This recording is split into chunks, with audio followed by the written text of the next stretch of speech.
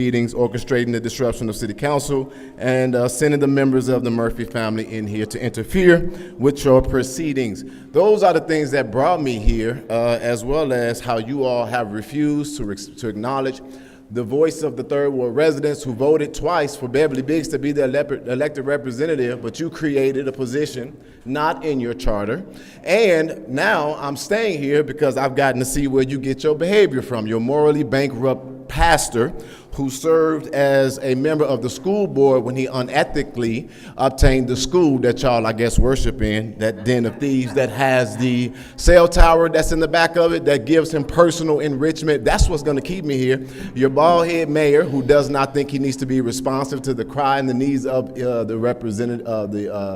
constituents, and how you all continue to mislead people with false narratives and miseducation so that you can continue to enrich yourselves personally at the behest of your government. And this city is going through so much. So I'm going to echo everything that we find, and it's going to get really interesting because I want to make sure you saw me first. Liddell, I'm here because of you. And I'm here because of people like Candace Machette, who literally I just watched break the rules of this own governing body, because before the meeting started, they could have accepted more slips like you chose to do with the individual that's behind me to my left flank. So you all have enjoyed sifting and grifting for your community for so long without people, without the resources or the ability to find it out. I'm gonna work very hard to get my friends at the DOJ to take a quick look over here in the city of Flint before I leave. And then I wanna leave you with this. When I come back with the 2 buses, they're gonna be coming to see you. Have a good day. Next public speaker, Madam Clerk. The next speaker is Rich Jones. Please hold. There are no more public speaker slips being accepted. The meeting was already started. So, next public speaker, go ahead. Please have a seat, Ms. Gladys. That is your first warning. That's your first warning. Go ahead, Rich. Mayor, before my time card starts, can I ask the clerk a question? Am I the last speaker?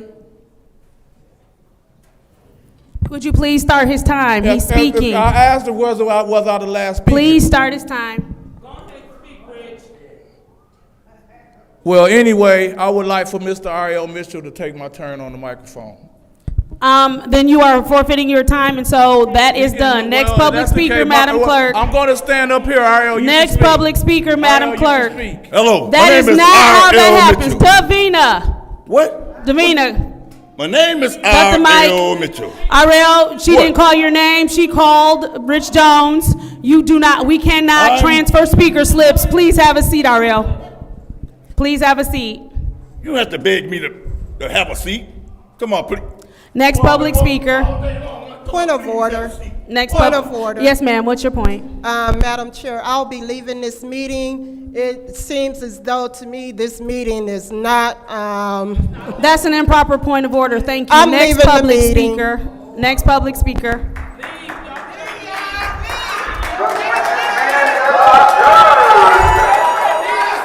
Next public speaker, Madam Clerk. The next speaker is Gladys Williamson.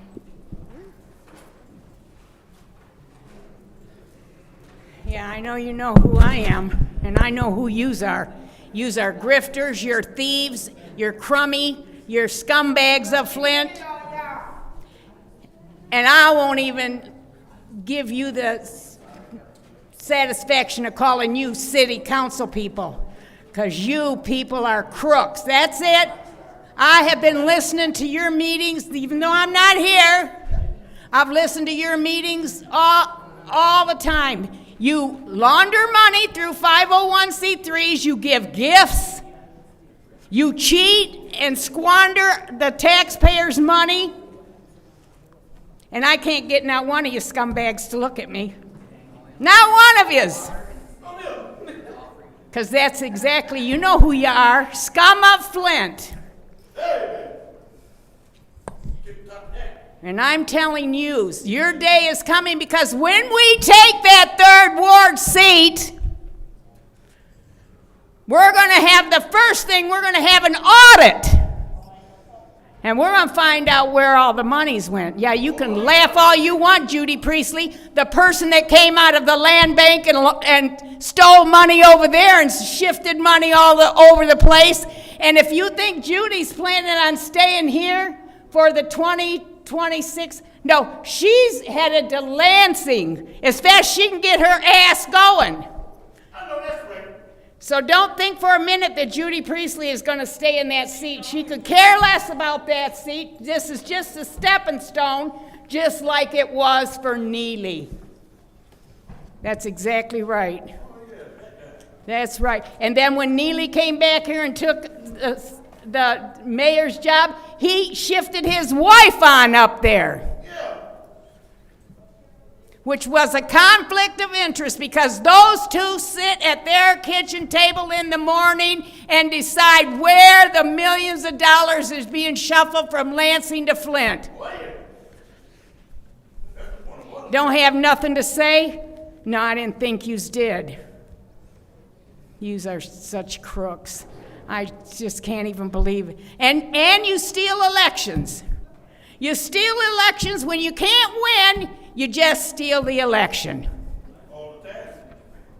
And that you picked up that box with Merchette, the only one there, and you send this woman over there to pick that box up when you don't have the right to pick that box up until I hear that gavel.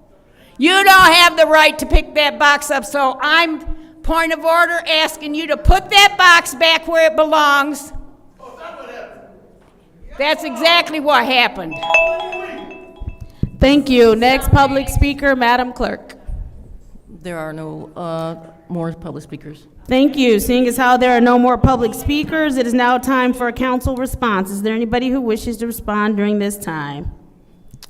Madam Chair. Councilwoman in the second ward, you have the floor. Thank you, thank you. There are so many great things that's taking place in the city. I want to encourage the residents to take a look at the Flint Second Ward Facebook page where we're posting opportunities for young people. We're posting Stop the Violence walks. We are posting, it's a lot of things that are going on. So please just tap into that. In addition to, I would like to thank my colleagues up here. So thank you, Ms. Priestley. Thank you, Councilman Machette, and also Councilperson Leon, for your support with the Litter League. We are officially underway, and we are having an absolutely great time. Although our first day, it was a little rainy, we still had participants come out and get in the game. And so we were able to collect almost 2,000 pounds worth of litter and debris from Bassett Park. So that is amazing. So want to congratulate the LaShawn Johnson cleanup crew. Want to congratulate Mayor Neely Blight Squad. Would like to congratulate the Maid Institute. And also Big Brothers, Big Sisters of Greater Flint and Genesee County for their participation. So far we have Big Brothers, Big Sisters. They are in the lead. Oh. So absolutely, yeah, the bigs and the littles, they came out and they were putting in work. And so they want to get a chance to take home this ring right here. So we want to, if you want to still get involved, we have just a few spaces left on some teams. So if you want to do something better and amazing for our city, if you want to put your energy to good use, come off the bench and join the game. You can reach out to me, or you can reach out to the team captains directly. But we will make sure that you're on the team, and we are doing something great in the city. And again, we're playing for the championship belt, and every single person on the team will receive the championship ring. So once again, go Flint, and we're definitely Flint strong. Awesome. Is there anyone else who wishes to speak during council response? Madam Chair, Councilwoman Priestley, you have the floor. I want to thank everyone who came out to the Fourth Ward and worked on the cleanup this past weekend. We filled 6 dumpsters full of garbage and trash, and I want to thank specific partners who helped support financially: Kim Salon, Big Guns Tattoos, Genesee Landlords Association, Grandma's Recipe, Vern's Collision and Glass, Hoggett Property Management, Maud's Alabama Barbecue, Keep Genesee Beautiful, and Nellie's Mac Shack. Do you have quorum or also, not? our blight department provided the Claw, as well as a dump truck, and drove around the city on Sunday. And I thought that was wonderful, and I appreciate their help. Thank you. Thank you. Is there anyone else who wishes to speak during council response? Madam Chair, Councilman Alameen, you have the floor. I want to take a moment to express my heartfelt gratitude to the residents of the First Ward for your continuous support. Together, we have achieved significant progress in our ward. I would like to take a moment to highlight a few of them. From enhancing infrastructure by providing direct services to residents, by working with the City of Flint administration, we have been able to help many residents get their sidewalks repaired, trees trimmed and removed, and many residents have gotten their roofs replaced. This is an ongoing process. We are scheduled to have at least 9 more coming up soon in regards to getting their roofs and things repaired. I also want to thank my team for putting together our annual Green Workforce Job Training Program, in which we have residents from the First Ward and across the city participating, in which they'll get 6 different certifications that state recognized after they complete this 8-week training program, and then they'll have opportunities to get hired into the industry of green technology and some of these new jobs coming down the pipeline, and that is going very well. Also, I want to thank the executive director at the May Senior and Community Center, as well as the City of Flint, as well as Legal Services of Eastern Michigan for Please the hold. expungement. Please pause this time. Madam Chair, What's could you your please point? bring the audience to order? Absolutely. I would ask that the audience members would please remain from making noise while the speaker is speaking. If you would like to step into the hallway to continue your conversation, please feel free. Go ahead, Mr. Alameen. I also want to give a big shout out to everyone who came out and Ariel, supported our stop yelling out. expungement, as well as our child support clinic last Friday. We was able to help over 50 individuals get their record expunged and caught up on their child support, and so that they can move forward with their lives without worrying about being arrested. Thank you.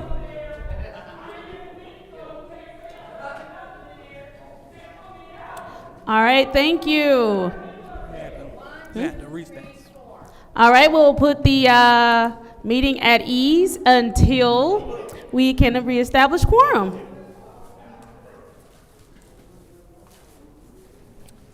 Madam Chair. Councilwoman. Thank you. I definitely, I would like to compel our colleague Dennis Pfeiffer, who's standing in the door, I believe that's Tanya Burns, also in the foyer, if they can come in so we can proceed with the city's business. Well, 1, 2, 3, 4. We still have 5 people because Jonathan Jarrett is actually still in the chamber. I'm looking at him, so we can proceed with our meeting. Oh, thank I'm going to you. continue and go ahead with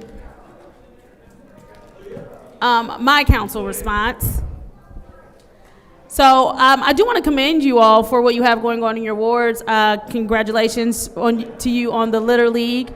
I heard amazing things about it. People still showed up to clean up in the rain. We're tackling blight on one of the ends of the city that it is much needed. So congratulations on a successful inaugural effort, and I know that it'll continue. Nice ring. Congratulations to Councilwoman Priestley and the 4th Ward cleanup. I know it was put together by a 4th Ward resident, and she put a lot of time and effort into making sure that it could happen. And so just congratulations on the 4 bins. I know it's just the beginning, but at least you all have started, and it's much needed in the 4th Ward. Congratulations, Councilman Alameen. You have countless things happening in the 1st Ward all at once right now, from the expungement that's going on to you have a lot of roof replacements that's going on, and you continue to tackle blight, so thank you so much. I do want to thank all of the residents who showed up in the 7th Ward, because now is the perfect time to start planting trees, and we know that trees, they are great filters for our lungs. They're great shade in the summertime to keep us from becoming a concrete jungle. They also help with floodplains to keep people's homes safe from flooding and them having those insurance costs. So thank you to everyone that showed up in the 7th Ward and planted trees over the weekend. That ends council response. I will entertain a motion for the consent agenda. Councilwoman in the 4th Ward. I move to approve the consent agenda. It's been moved and, We can't vote on it. Mr. Jarrett is in the chambers. He's just in the back sitting with the administration, but he is here in the chambers. So we can move this consent agenda as soon as he comes back to a seat. Mr. Pfeiffer is also standing right there at the door. So as soon as they rejoin the meeting, we will be able to move our consent agenda. But Mr. Jarrett is in the chambers.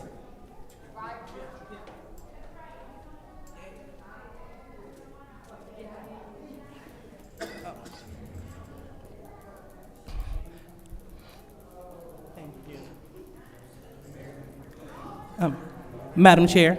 Yes. Yeah, and I also just want to acknowledge I didn't do so when it was my time.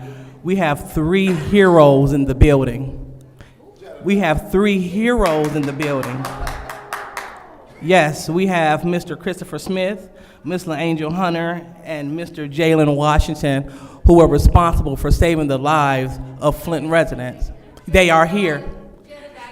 They are here.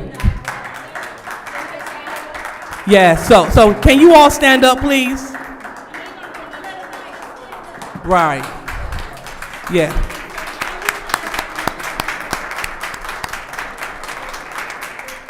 So as soon as quorum is established. Well, we have quorum.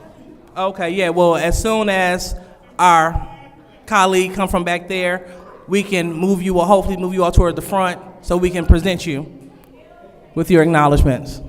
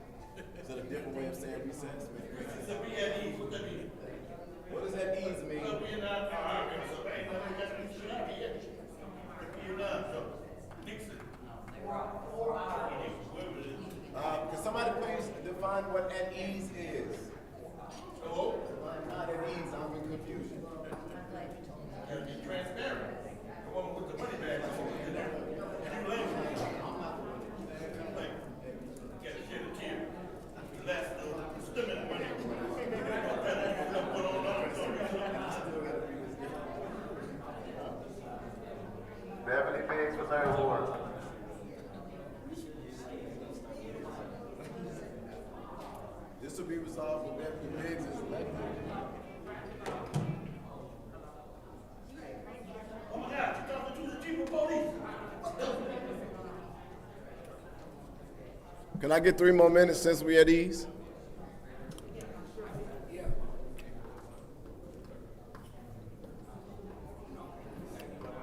Another thing that I was concerned about is how Sir. Pastor Martin, we're at ease. I don't know what that means.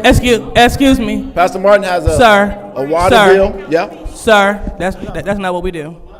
Does the council meeting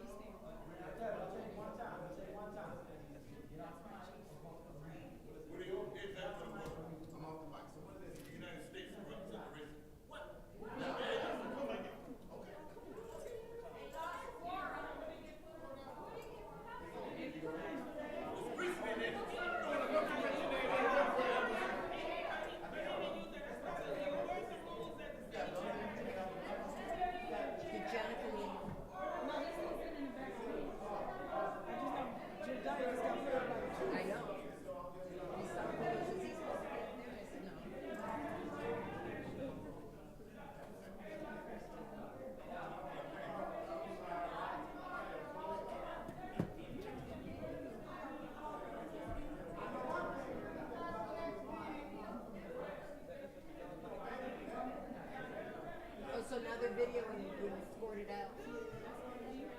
Get out of here, Jedediah. We don't want you here.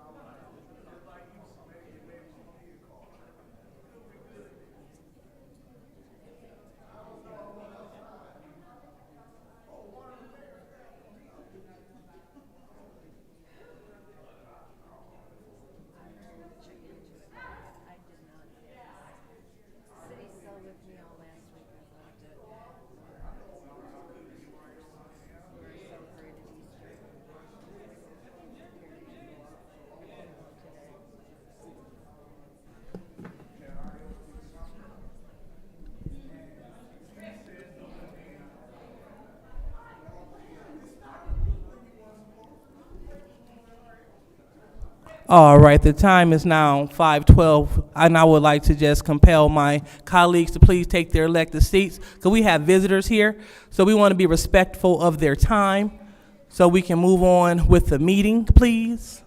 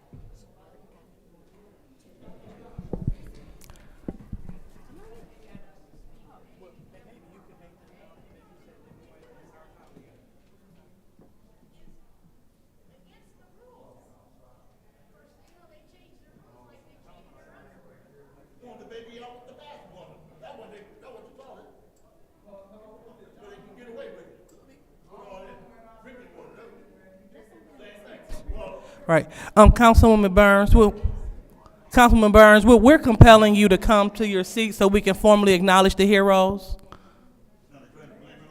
Councilwoman Burns. Councilwoman Burns.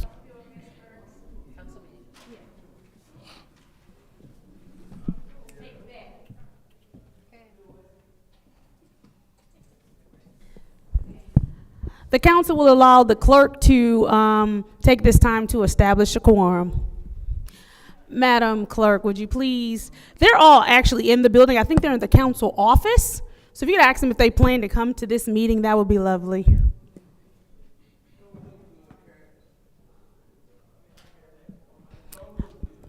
Mr. Jones, please stop yelling out. That doesn't look good.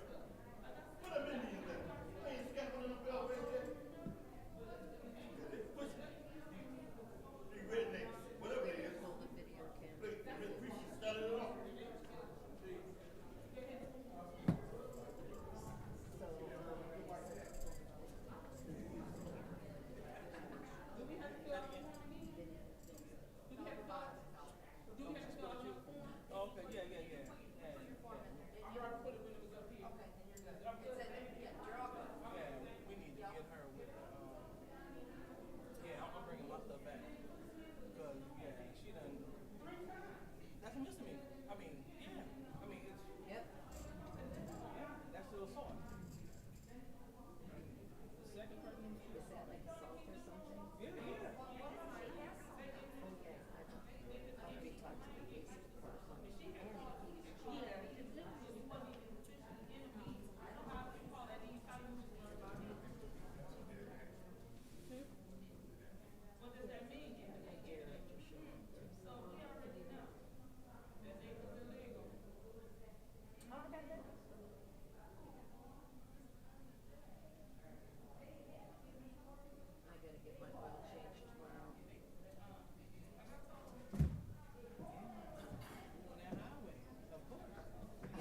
I took this picture and I sent it to,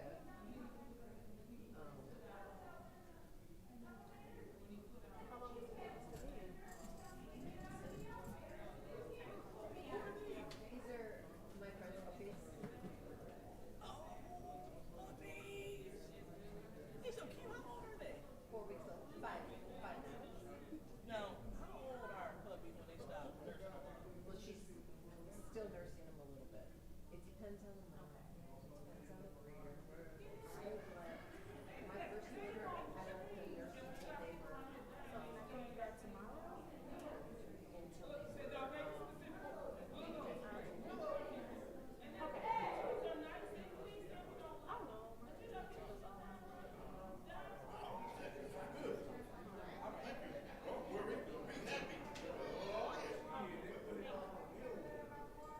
So my first litter, I let her nurse until she was done, and at 8 weeks, she said, looked at me, and she goes, Mama, I'm done. I said, okay.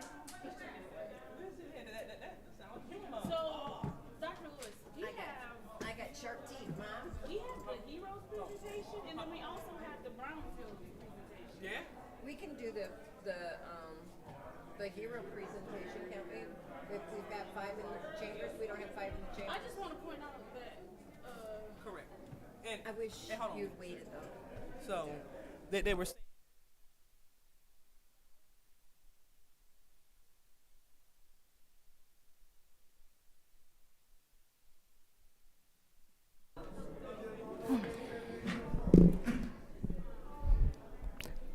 Madam Chair, yes, Madam Clerk. Yes, Madam Clerk. the council members would not be returning for this meeting. Okay, so Madam Clerk, did you talk to the councilwoman in the 5th Ward, Ms. Jerry Winfrey Carter, who is in the building? Will she be returning to this meeting? No. Did you talk to the 6th Ward Councilwoman, Deltanya Burns, who is in the building? Will she be returning to this meeting? No. Did you talk to the 8th Ward Councilperson, Dennis Pfeiffer, who was in this building? Will he be returning to the meeting? No. Did you talk to the 9th Ward Councilperson, Jonathan Jarrett, who is in this building? Will he be returning to the meeting? No. So, council people in the 5th, 6th, 8th, and 9th Ward have all refused to return to the council meeting even though they are in the building. Yes, they won't be returning to this meeting. And are they experiencing some sort of medical emergency to your knowledge?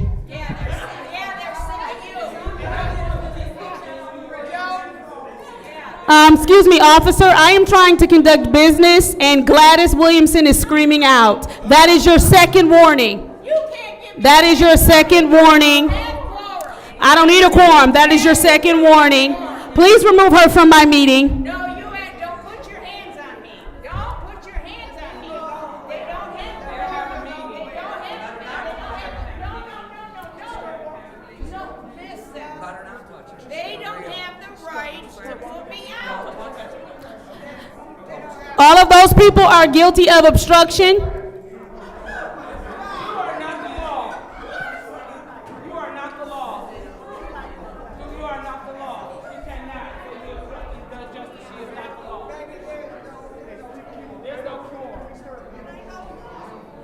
Dennis just went down the elevator.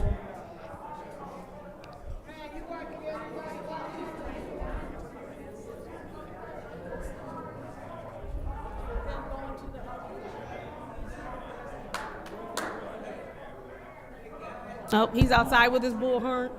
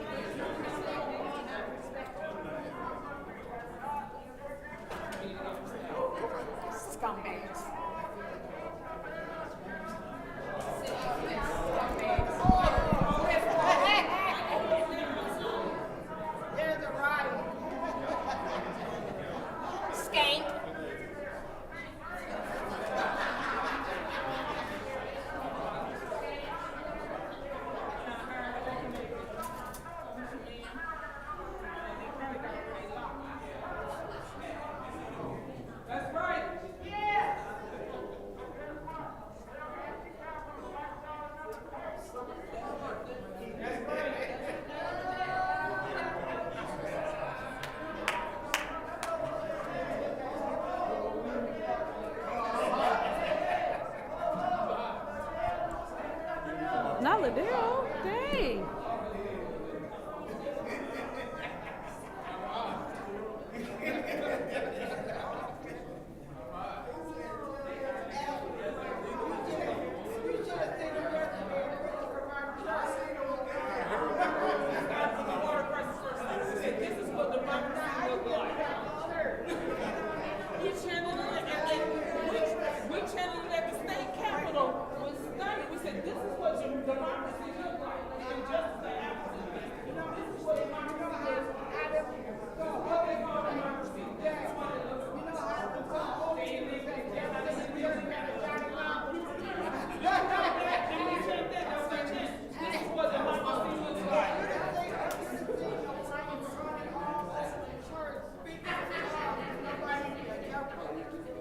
That is the devil on it all. I mean, for 30 years,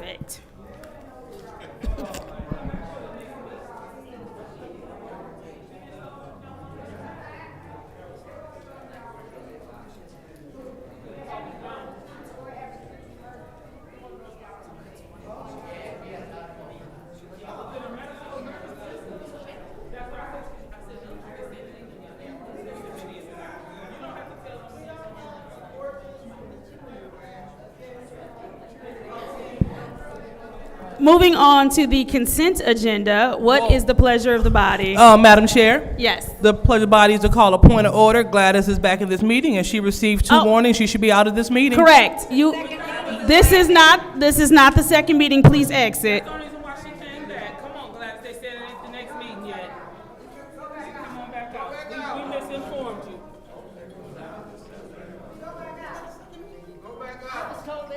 Oh, I think he's leaving again. Councilperson Jarrett? Yes. We're compelling you, please stay so we can finish our special affairs meeting. We know that you're a man of God and you say that you follow God. And so we're asking if you would do the right thing. Beverly Biggs Levy, that is your first warning. Please stop yelling out. We're asking if you would do the right thing and please stay for the meeting so we can acknowledge community heroes, so we can have our hearing. Councilman Jarrett? Rich Jones, please stop yelling out.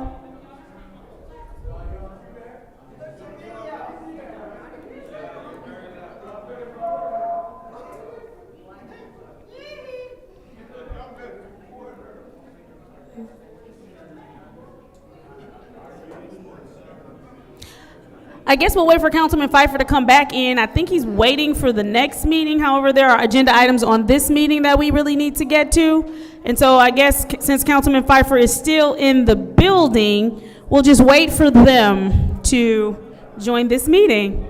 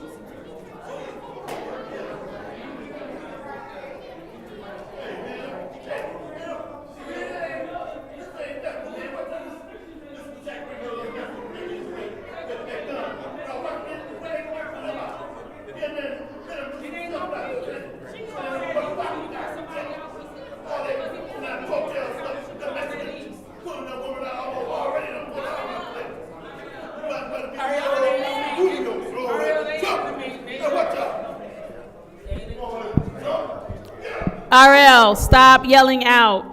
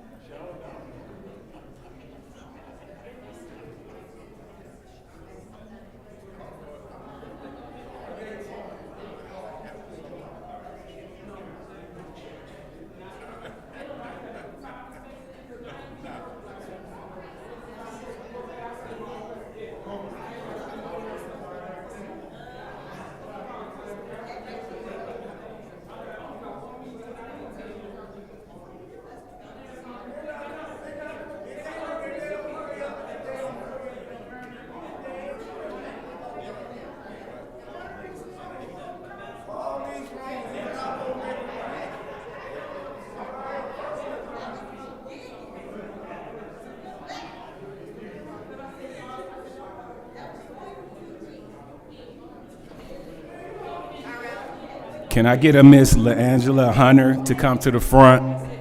Mr. Christopher Smith and Mr. Jalen Washington, please come to the front.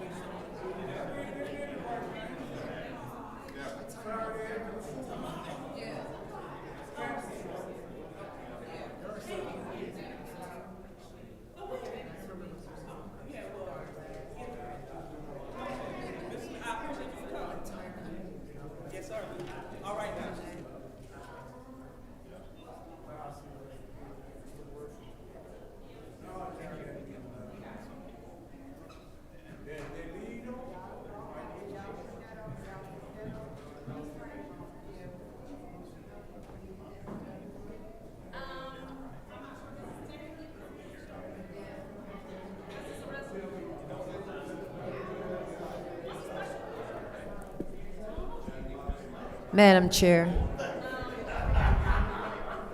Councilwoman Priestley. through you to the city attorney.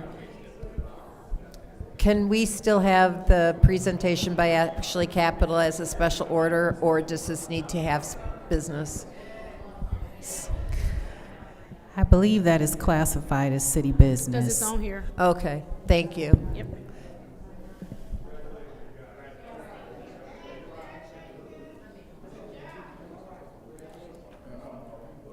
I'm not gonna agree to.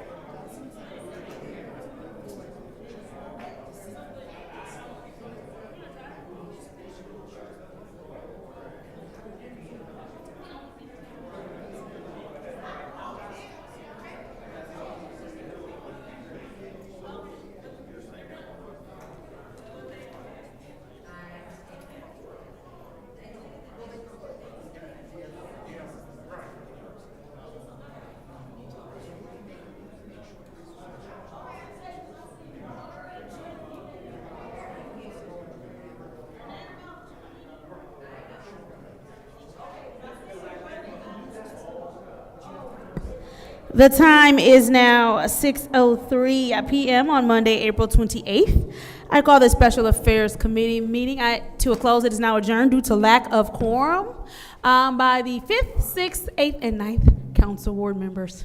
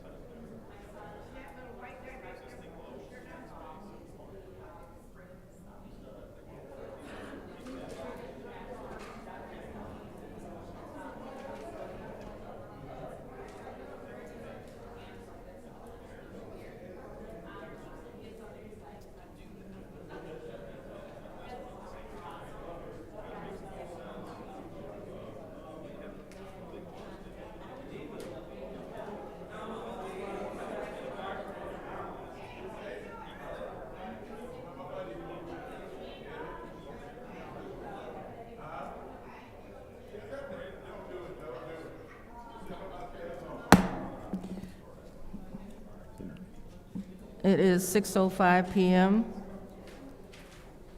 And in accordance with Section 3-201B of the Flint City Charter, I am calling this council meeting to order. And we'll start with the roll call.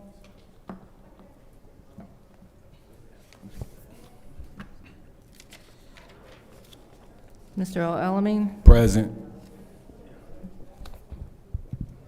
Ms. Lewis? Present.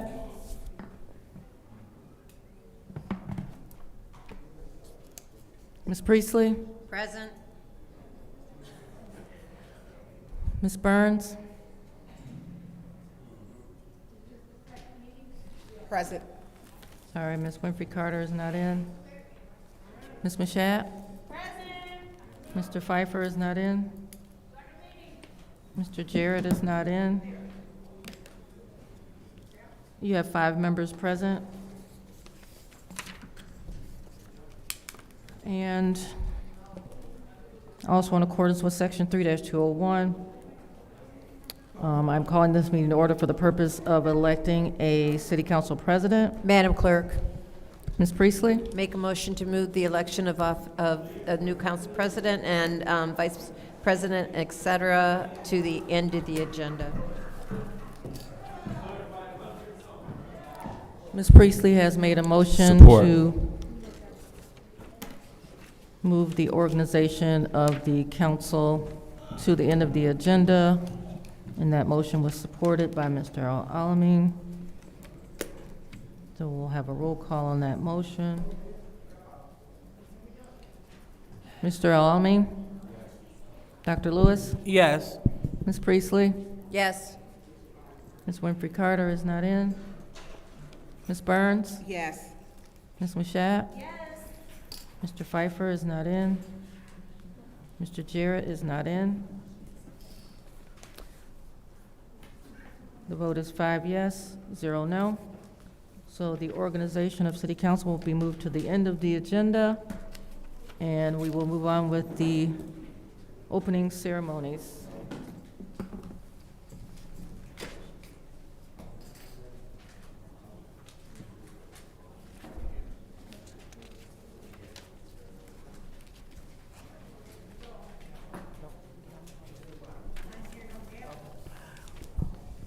All right, now it's time for the Pledge of Allegiance. Ms. Priestley, thank you so much.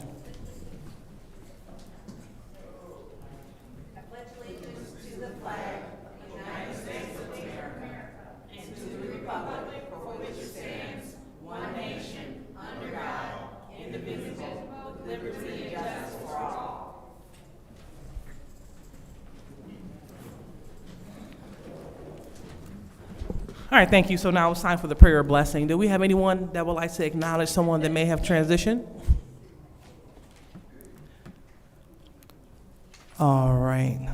Seeing that we have no one, I would like to just remember the bereaved families in the city of Flint, as well as the family of the latest youth victim over there on the west side. We had another young person that was murdered. All right, so we will go ahead and proceed with our blessing. So Councilwoman Burns, would you please lead us in the blessing? Councilwoman Lewis, I will not ask God to bless this mess. No, thank you. All right, so since you will not lead us in the blessing, Councilwoman Mashat, would you please lead us in the blessing?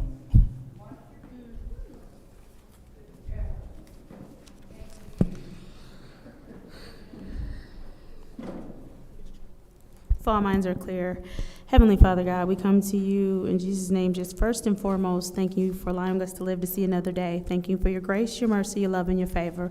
We thank you now for safe travels as we all go to our respective dwellings, Lord God. We thank you for keeping us as we travel to this meeting. We ask now that we would be able to handle city business, do things to uplift and edify your kingdom, Lord God. We ask that we could all be on one accord and get things done. It is in the mighty name of Jesus that we thank you, and we know that your name is mighty. And we pray, amen. Amen. All right, so now it's time for the reading of the Disorderly Person City Code subsection, which goes as follows. Any person that persists in disrupting this meeting will be in violation of Flint City Code Section 3110, disorderly conduct, assault and battery, and disorderly persons, and will be subject to arrest for a misdemeanor. Any person who prevents the peaceful and orderly conduct of any meeting will be given one warning. If they persist in disrupting this meeting, that individual will be subject to arrest. Violators will be removed from meetings. Now, we are at request for agenda changes. Madam Chair. Go ahead. I see that we do have Ashley Capital here, and we are having a public hearing happening. They were supposed to give a 15-minute presentation during community affairs, which was to go ahead of the public hearing. I'm asking that that 15-minute presentation go before the public hearing on this agenda. Okay, so you want the presentation to go before public hearing? Yes. All right, so I will order that without objection.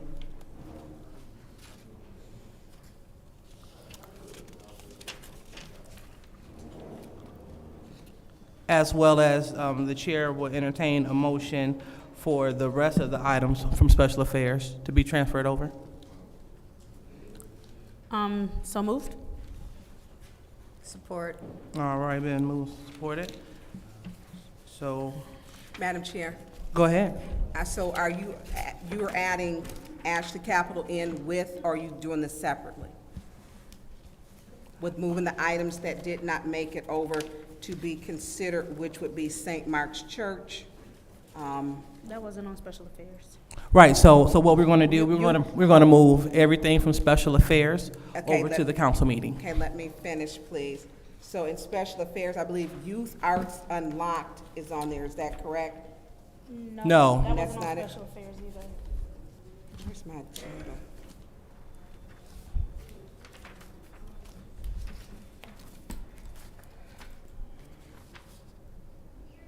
Oh, so we have, are you putting all this together, which would be the reallocation of ARPA funds with youth job training, City of Flint Second Clean and Safe Summer Program?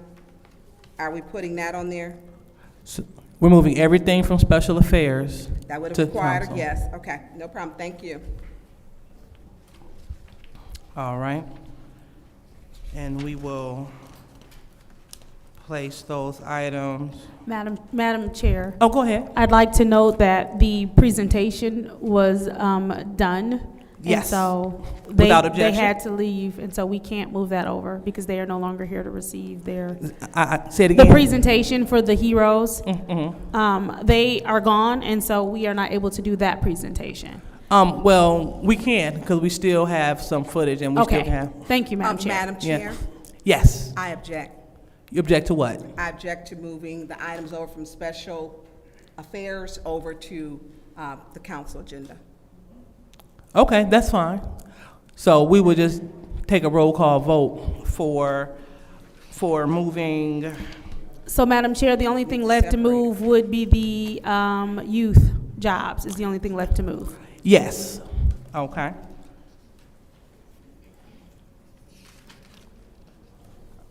Alrighty. So hold on, I just want to be clear. So, Ms. Burns, so you object to honoring the heroes in the city? Is that what you're objecting to as well, as youth jobs?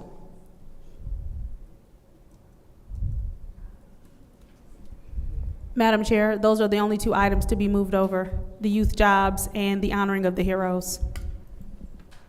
I didn't hear that. I'm sorry, I said, Madam Chair. Mm-hmm. You gotta acknowledge me.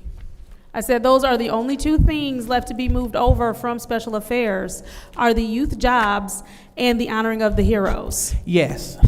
And she said that she objects. I'm just trying to be clear on what she's objecting. Is she objecting one, which is the youth jobs, or is she objecting both the youth jobs as well as the honoring of our heroes? Madam Chair, didn't you say that there's no one here for the heroes, that they have left? They have left. Okay, well then, we don't need to move it over then. So you object for that as well? How many times I gotta tell you? Maybe again. No, I'm done. I object. You figure it out. That means to whatever. Madam Chair. Go ahead. I can't speak for her, but deductive reasoning would state if she is saying there are no heroes for her to honor, so she can't be objecting to that. I think she's objecting to the youth jobs. Understood. I just wanted to make it clear for the record. All right, so we will have a roll call vote to move the reallocation of ARPA funds for the youth jobs. And that is Resolution 250140, reallocation of ARPA funds for youth job training, City of Flint Second Clean Summer program. So we will have the roll call vote to move that from the special affairs to the council agenda. Roll call, Madam Clerk. Dr. Lewis? Yes. Ms. Priestley? Yes. Ms. Winfrey Carter is not in.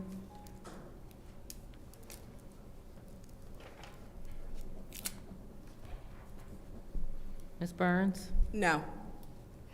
Ms. Mashat? Yes. Mr. Pfeiffer is not in. Mr. Jarrett is not in. Mr. Alamin? Yes. The vote is 4 yes, 1 no. The vote is 4 yes, 1 no. So that item, which is the reallocation of ARPA funds for youth job training for the City of Flint Second Clean and Safe Summer program, which is the job program for youth, that has been left in special affairs for the lack of votes. So now we will move on to the presentation. So we have the presentation, Mr. Quimby from Ashley Capital. We have to vote on that, don't we? Oh, okay. That was ordered without objection. Okay. Go ahead.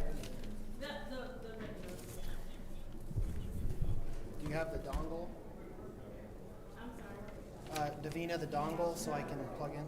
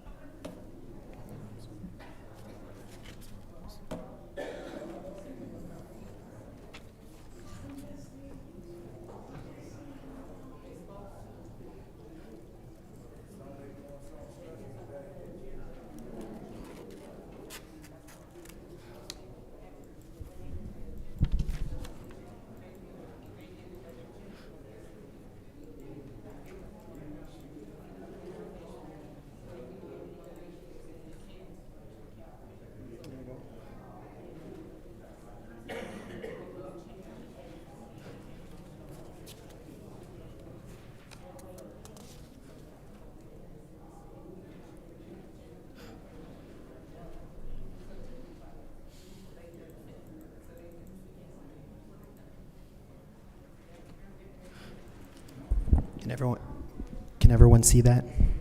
Yep. Thank you. Okay. Thank you. Hi, I'm Mark Quimby with Ashley Capital. I've been working and responsible for this project.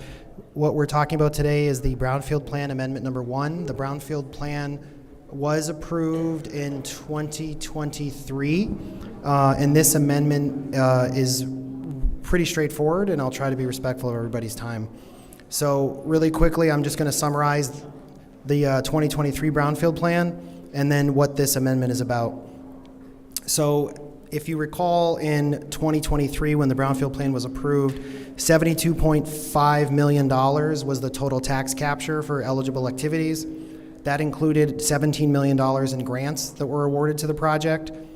The Brownfield captured 80% of the new taxes and 20% went to the local jurisdictions. And the reimbursement was a 25-year reimbursement with that capture.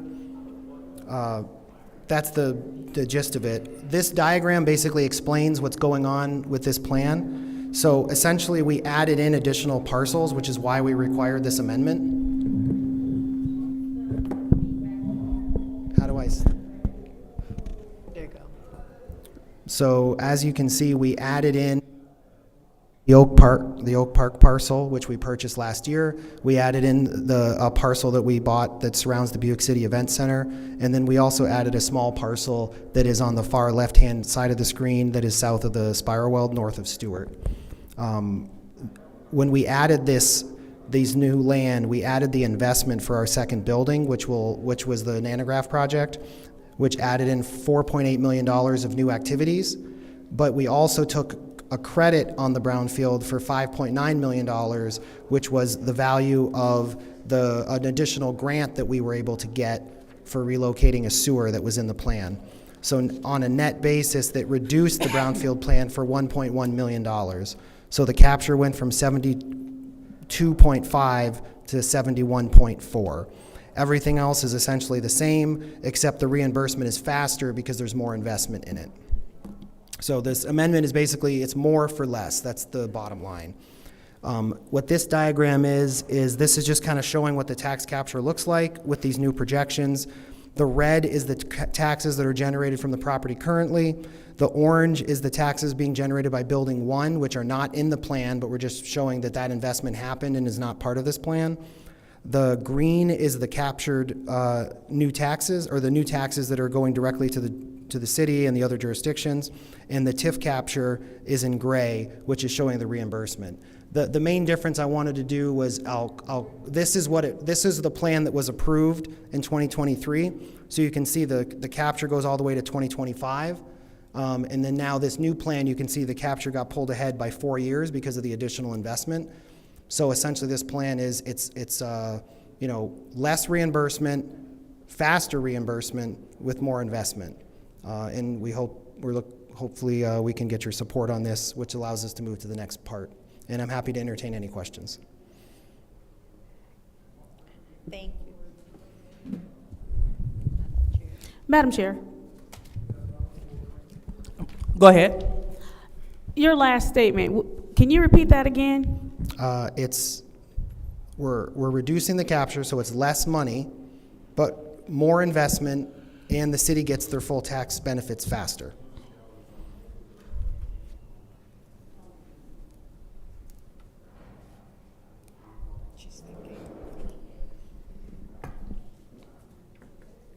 Madam Chair.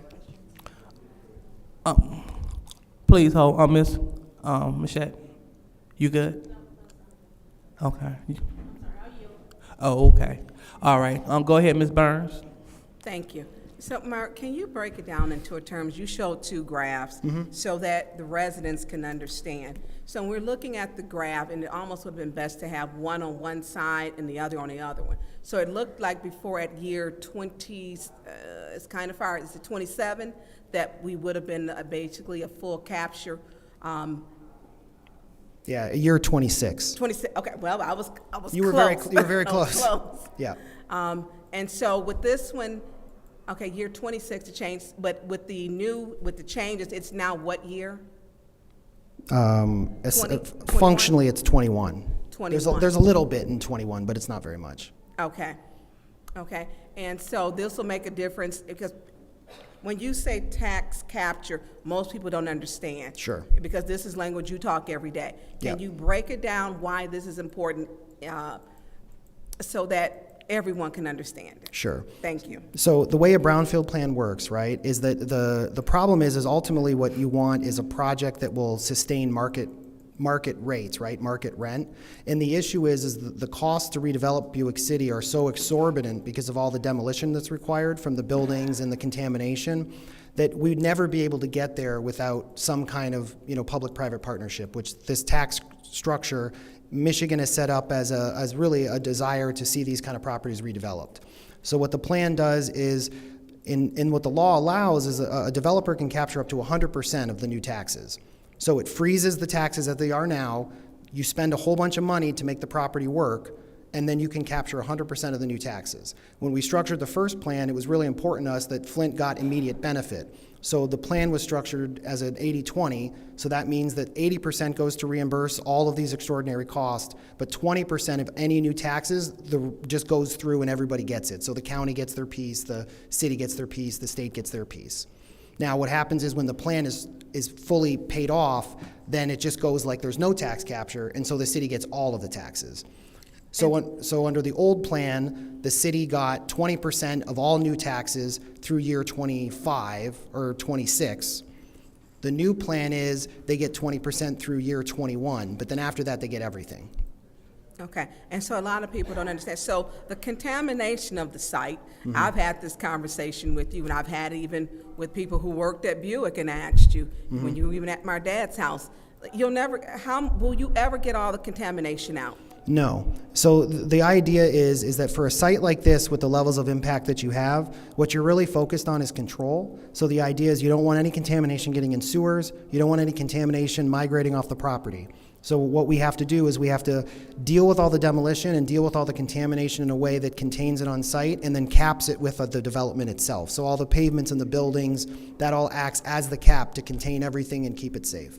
So one of the things you talked about, because they're doing work, and you had to change out certain, the sewers? Yep. And what's the difference in the sewers? Because a lot of people, when we look at construction, General Motors was it when they start, I can't remember because they started the carriage factory. So you're putting in new sewage drainage, and what's the difference? What are you pulling out, and what are you putting in? Right. So the issue is the sewers that there's a huge public sewer that runs right through the Buick City site. It's made out of clay bricks. Okay. How long has that been there? Over 100 years. So it's over 100 years old. There's contamination in the groundwater. Contamination can get into that sewer and then go to the Flint River. So what we're doing is we're demolishing that sewer, and we're building a new sewer that is built out of chemically resistant materials with sealed watertight gaskets, and we're basically building in a whole new sewer line that then it's slightly moved to the north, but then it reconnects to the system. So what that does is none of the contamination in the groundwater can get into the sewer system. How long is the new system that you're repairing? Because that site runs for, is it 7 miles? Or yeah.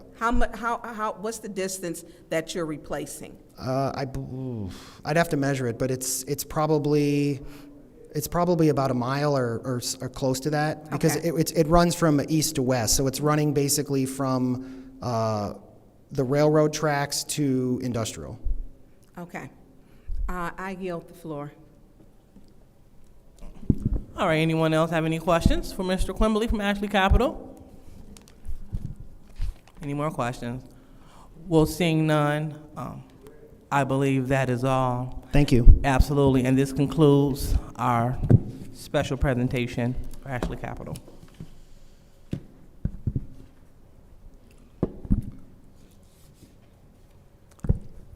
So now it is time for our public hearing regarding this presentation, Amendment Number 1, the Flint Commerce City Brownfield Plan.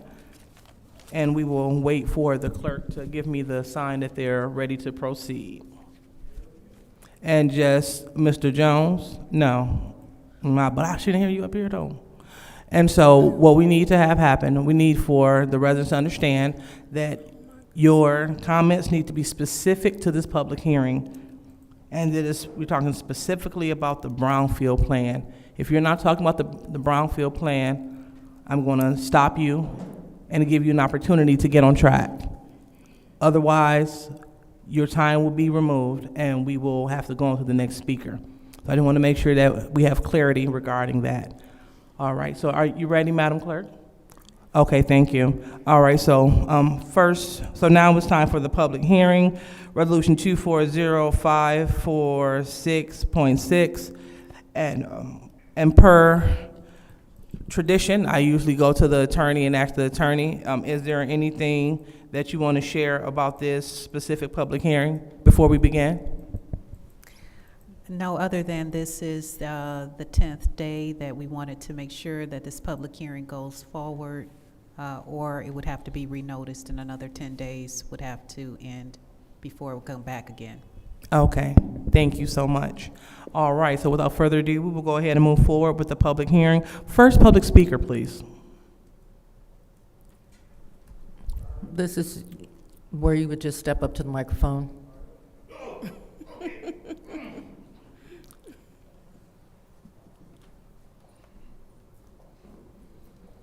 Hello, Council.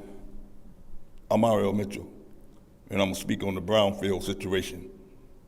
Over about the railroad track, this tunnel, they said it was 7 miles, but he just said it's only a mile through the industrial. And like McCullen Street, and like that church, McCullen ran all the way back up, where we supposed to get that woman, the church, $50,000, all way up there too. That's just like the Brownfield, because right on McCullen and Saginaw, it's 2 motorcycle clubs. That's a Brownfield too. Name of Zodiac and the Sons of Thunder and the Eagles.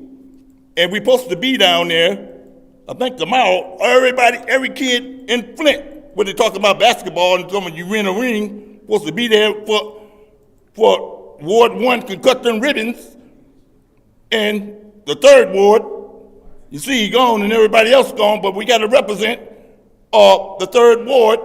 You get the presidency, and that's the main Brownfield. The whole city become a Brownfield. And national capital trying to capitalize on this stuff by building on disturbed land, and we darkies ain't getting away with nothing, just like Miss Mohammed over there. Grabbed this dude with the bullhorn, and you better be glad Mohammed didn't see that stuff. He gonna think it's one of his boys. He don't play that stuff any means possible. The chief of police grabbing like Ed Teller, putting his hand on the public, and all that stuff, and Miss Mohammed all in the way. You might think that's one of his boys getting treated. And Mohammed don't play that stuff. You stay tuned, America. See what we darkies dealing with in Flint. All this people trying to take away the black people's land and kick them to the curb. All right, let's let somebody else talk. All right, next speaker. Thank you for letting them slide, and thank you for being here, Ms. Burns. I got a few questions. The number one question I have is, where are they at currently on the process of cleaning that work site up? How long is it going to take before there's actually a building on the premises? What kind of building is going to be on there? In other words, what kind of jobs? And the reason why I say that is because we need to be preparing our residents in the city of Flint for those jobs. So we need to stay ahead of the game, man. I hear the word taxes. The taxes is what being paid from the citizens of Flint. And the gray part, it comes back to the Ashley, and the green part is what comes back to the city of Flint. I was wondering in the future, starting today, as far as those neighborhood agreements that we be talking about, can we get some of those neighborhood agreements to cut down some of that $72 million that the residents have to pay over the next 30 years?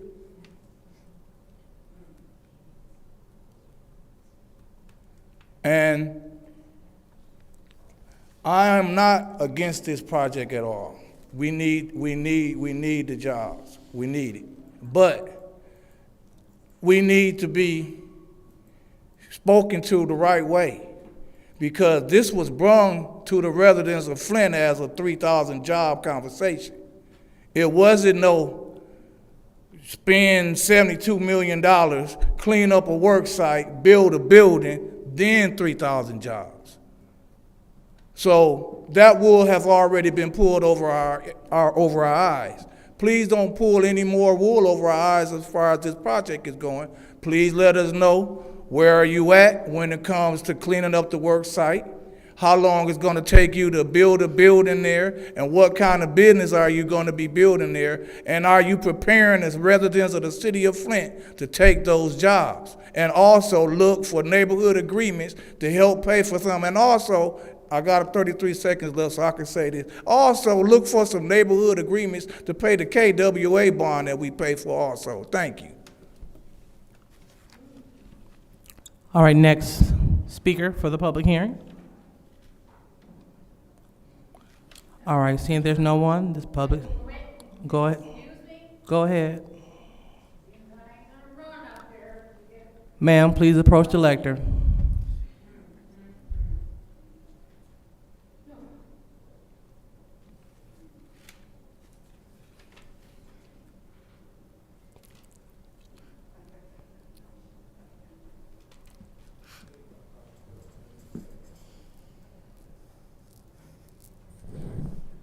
As far as that contaminated land goes, I worked at Buick.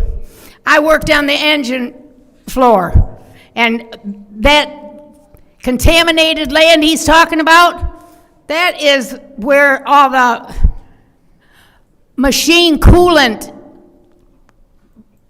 chemicals ran. That's what he's talking about. And that's going to take a whole lot more money than what he's talking about, because that cement cooling thing process ran the full length from the engine plant all the way up to Buick City.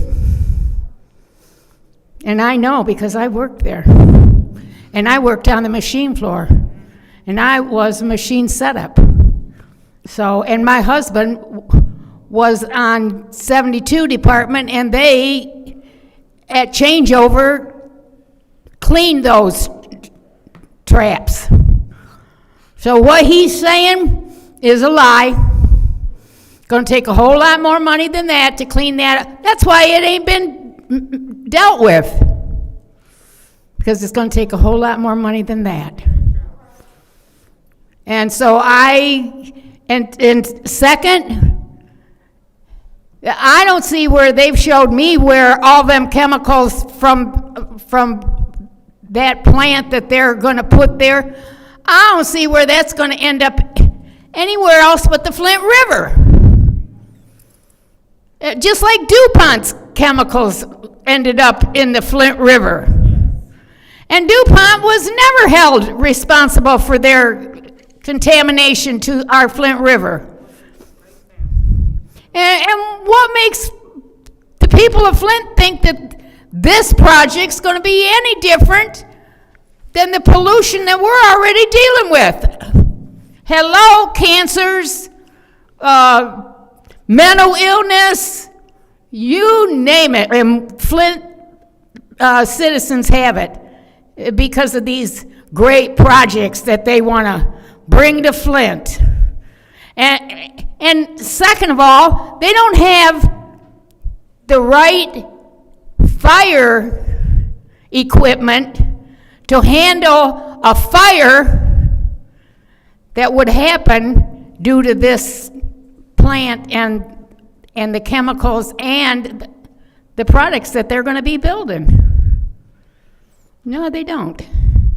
So I just want to let you know, don't be fooled, because you ain't fooling me, and as long as I've got lungs and speak, All right. you ain't fooling Thank these you. people either. All right. Anyone else like to speak on this public hearing? Yes. I need Go to say ahead. my name. Please do. Yes, Audrey Young Muhammad, Second Ward. Dittoing off of what they've all said. Where do you start? Don't worry, the DuPont's gonna be, they just set themselves for doom because they have poisoned the city of Flint. Not only just the city of Flint, many other places. You can talk to some of the former employees of GM and they talked about how they went and dumped the lead paint in the water. So I've had some patients of mine who told me about some of that stuff and they just messed up because when the water became contaminated. But just talking about that field down there, that part of the land where you're talking about cleaning up, is already contaminated way outside of that. My daughter did the soil sampling and some of the things that she had done in conjunction with some of the other organizations here.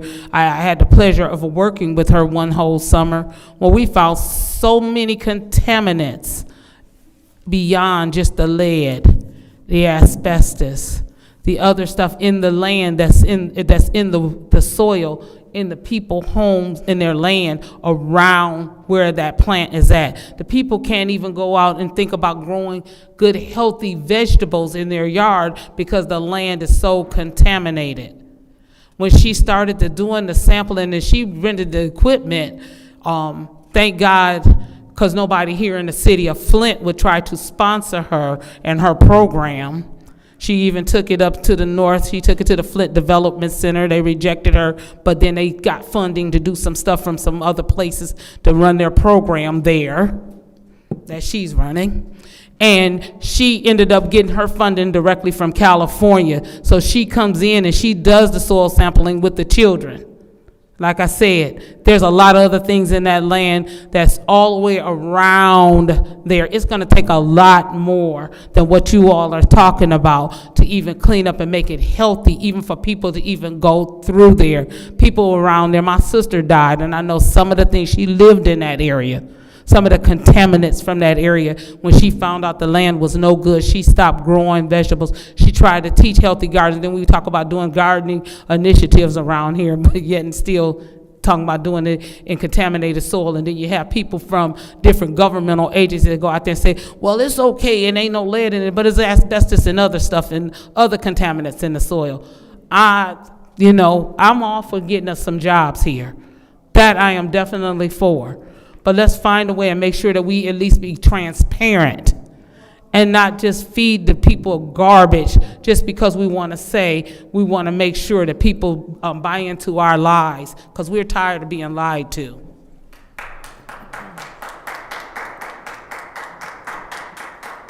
All right, next speaker. Hi, my name's David Garden. What I'm wondering is, when they said that they're going to leave the tiles there, and they're gonna, I guess, go beside it, and just how much dirt are you gonna pull out of there? You know, if that stuff then seep down, it's way deep. So how far do you go down to get it all out? I know they did some clearing over there by the post office and by the water and everything, and they dug all of that out of there because that was contaminated. So you figure how many years that stuff been down there and how much then moved on down. If my issue is, if you're just gonna put concrete over to bury it, to me, you're just putting a Band-Aid on it. Because once you put that over there and cover that up, it's still gonna move. And it's gonna keep on moving. And in a minute, it's gonna move into the Flint River. It's gonna, so it's just how much dirt can you take out to remove and put in to stop that corrosion? So hopefully, like she said, people, you need jobs around here because the rent on these houses is $1,000 and you need jobs. So you need the jobs in one hand, but you need to take care of that, because in that area there, you're gonna still have people wanna have a garden or whatever there in the neighborhood and all there. Still contamination. It still is gonna be there, but how low can you get it where it won't hurt the citizens of Flint? Thank you.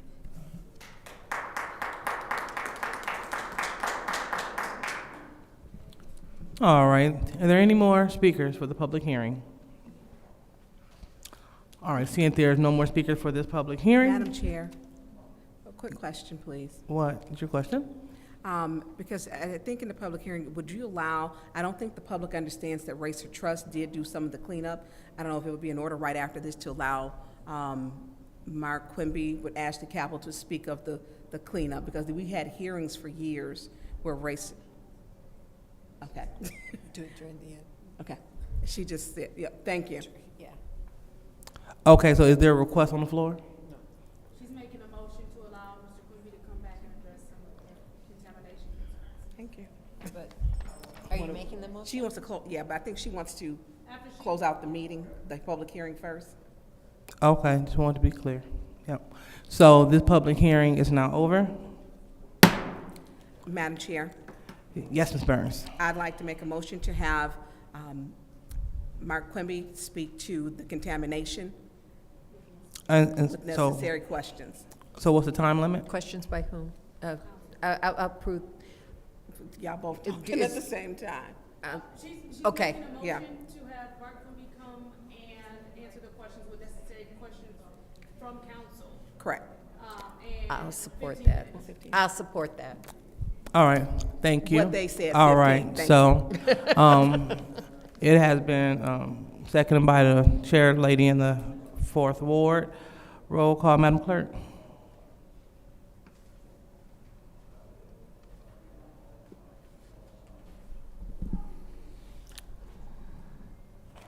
Ms. Priestley? Yes.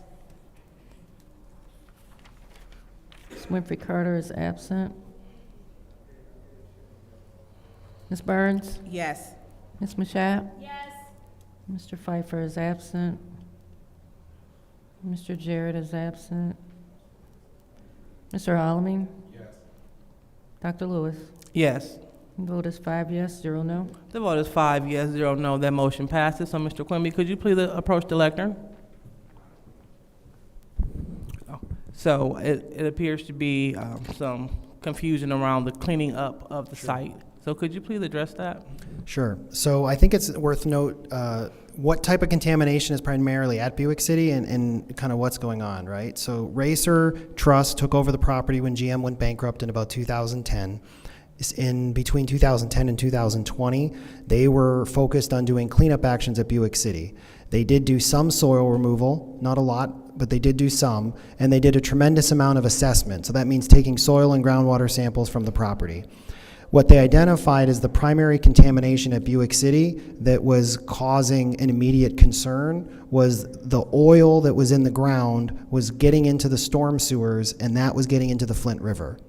So what the Racer Trust did is they focused on trying to eliminate that. And that involved a couple different things. Primarily, the main thing they did was because the plants were no longer there, they abandoned and disconnected several storm sewers in areas where there was a lot of oil in the ground. And that stopped the oil from getting into the storm system. And that was determined by, there was physical oil that was observed getting in the river, and it stopped. And then they did have an area where they couldn't abandon the sewer because it was connected to a main line that actually serviced some of the properties, like the residential properties and commercial properties to the west of the property. So in that case, what they did is very similar to what we're doing, is they actually built a brand new sewer out of chemically resistant materials, actually the same materials that we're using, to prevent anything, any water or oil or anything like that getting into that sewer. And they ran a new sewer and then it demolished and abandoned the old one, similar to what we're proposing to do for this other section of the sewer. That's the majority of the cleanup that's been going on. Since about 2018, they've shifted their focus to PFAS because that's become a big problem. And so when we did the transaction in 2022 and 2023, we did not buy two of the pieces of Buick City. The Racer Trust has maintained the piece that's on the east side of the railroad tracks and also that fronts Hamilton on the east side of Industrial. The reason they did that is because they're still doing active cleanup. They are currently working with Eagle to determine what that cleanup is going to look like. And some of it is probably going to be soil removal, some of it is going to be contaminant destruction in place, some of it is probably going to be, capping and entombment. I know that there's also an issue where there's PFAS that's migrating from the property that is leaving the property on the south border, getting into the street in Hamilton. That is then getting into the sanitary sewer.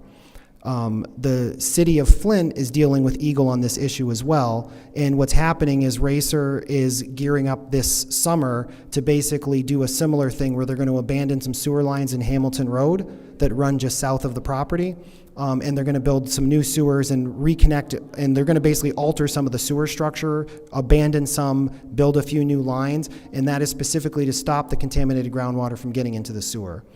Now, some people brought up some issues about contamination off the property, like in the residential properties to the west. I can tell you we don't own that land, and I don't know anything about it. I do know that if the contamination is linked directly to activities at Buick City, then they should follow up with Racer on that, and Racer would have some cleanup responsibility there. But the reality is that it's probably a depositional thing, which may be related to the plant or could just be related to other atmospheric deposition from the industrial past of Flint. It's hard to know, but it's something that they could look into. Madam Chair. Go ahead. Oh, yeah, well, I just heard her, but I'll go with Judy because she's closer. No, she didn't. It was me and Candace. Okay, go ahead. Ms. Mashat. Real quick. Ms. Mashat. Okay, you can do this if you want to. I can go home if you What? want to be. So- play these games. My question is, you talked about the fact that there's currently some PFAS running off into the sewer system right now, correct? The clean sewer system. The sanitary sewer. Excuse me, I'm sorry, sanitary. I'll say the correct word. Yes, Yeah. the sanitary sewer system. Yeah. The PFAS is currently running off. Yeah, then it How gets- long before they do the work that you said, where they're going to disconnect from that completely and reroute? Yeah, I believe it's scheduled for this summer. They had to bid the work, they had to get approval from Eagle to do it, and they're working in conjunction with the city on the scheduling. I believe it's this summer. They would be Racer Trust. Yeah, Racer Trust will be paying for that work. And in the interim, What's that's still, the PFAS is still so leaking. so what's happening is the PFAS is getting into the sanitary sewer, which is then going to the wastewater treatment plant. Correct. So if the PFAS is getting off into the sanitary sewer and it's just actively happening and it's not going to be corrected until the summer, what does that mean? Well, it means that Eagle is, I believe they issued a violation notice because of the contamination getting into the sewer, and then Racer has to respond to it, and so does the city because it's affecting their wastewater treatment plant, and they're both working in conjunction with the state government to address the problem.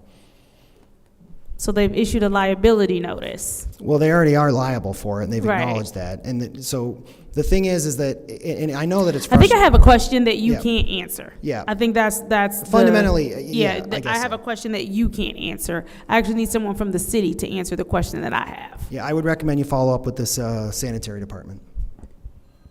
Thank you. All right, go ahead, Ms. Burns. We don't want you to leave the meeting. Oh, wow. No, she said don't make me leave and go home. Your stuff, this is Go really ahead. important, which is why I'm here, Mark, and Thank we you. have a president who wants to make jokes. I could very well leave and none of this will get done. But my issue is, you have deadlines and timelines. We don't have, 365 warm weather. And so you can't do anything when it's cold or the ground is frozen. So here's one of the things, because if you haven't been at the Racer Trust meetings, they've been cleaning up since what year? Since their inception, which I believe goes back to 2010 or 11. So we've had years of cleanup, and I've been at those. Arthur Woodson has even put them on his page, and he would often challenge you on them, on certain things, and also with Racer Trust. So a lot of people don't understand, the cleanup has been going on. So you did not purchase, I think, was it where the foundry is at and where the paint was dumped? You don't have the most contaminated land. You didn't purchase that. Well, I mean, the land we have is pretty contaminated. I mean, Yeah, it is. It's just not as, the main issue is that by the time that they were ready to sell us the property, Racer had most of the contamination on the property under control. Doesn't mean they cleaned it up like in terms of destruction or removal, but it was under control and not leaving the property and could be redeveloped safely. Right. But the PFAS issue, they are not finished with. And when people don't understand what PFAS is, which that's nickel cyanide, other dangerous chemicals, which are there. So which part that you didn't purchase? What are the parcels where are those located at? There's a part basically from Baker Street to the south, east of Industrial, west of the road. Is that where the DuPont plant used to be? I don't know where the DuPont plant was. It was Hamilton and, oh gosh, everything used to be a one-way. Yeah. Just like half a block of industrial. DuPont plant has been gone for a long time. But it's basically at the front like where Hamilton. Yeah. And then your foundry. And so that's where a lot of the contamination was. But Racer Trust has committed how many dollars to clean up that was set aside when General Motors? Yeah, I don't know the Racer's budget, but it's millions. I think it was a 700-something million. Well, Racer Trust as a whole received like a huge settlement from the federal government to fund their activities, and then it was apportioned by site. I don't know exactly how much in Michigan or how much specifically for this site, but I know it's in the millions. Yeah, and so when are they done with cleaning up the site? They will be, I don't know. I mean, that's really a question for them. I think a lot of this has to do with how they deal with the PFAS issue, which is not unique to them. That's kind of a new emerging contaminant that's causing problems all over the country, especially because of the levels that they're searching for and finding it at. But I don't know how long it's going to take them to resolve it. And so you were stating how many people that are working together on this. You said the city of Flint. This project has been a collaboration from multiple levels of government. It involves the city of Flint, Genesee County, the Mott Foundation, the state of Michigan, multiple divisions of the state of Michigan, and then also the federal government. Okay. And so for those who, and I believe this is more than one site, so Google, I love Google. It says Racer Trust responsible for cleaning up and revitalizing former GM locations received $500 million when it was established. Its funding, along with oversight from state and federal agencies, is used to conduct safe and effective environmental cleanups. So, and I think that because it was so long, we've had a lot that's happened with the city of Flint.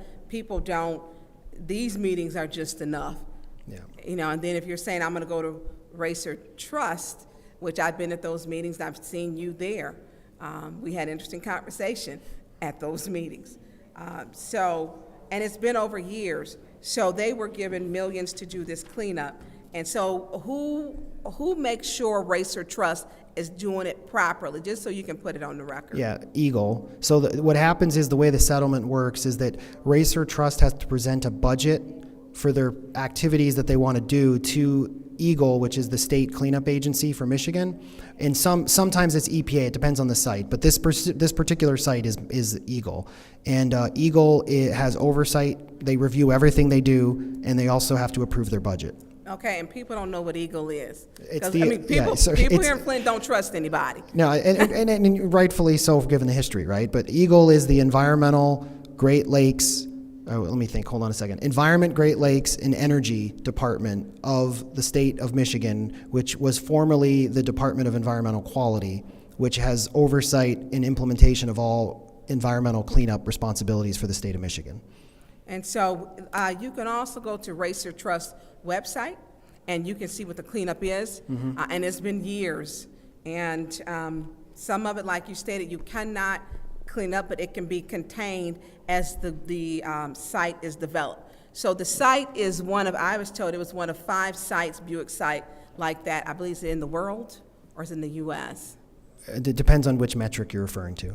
Okay, with the amount of power, the capacity that it could, we had a powerhouse that could light up, that could power the city at one time. I don't know where it's at now, but it used to be, because they wanted to make sure we could continue to build. Yeah, a big attraction as we meet and like are talking with companies looking at coming to Buick, the new Flint Commerce Center, that used to be Buick City, is yes, there is a tremendous amount of sewer and water capacity. There's also a lot of power capacity, but unfortunately, it's not as much as you would think, but that's because the amount of power that we used in processes back in the 80s don't compare to the type of needs for the electric vehicle industry and power or data centers and things like that. Like they require phenomenally more power, so we still need to bring more power to the site, but the sewer and water capacity is very high and would accommodate just about anything.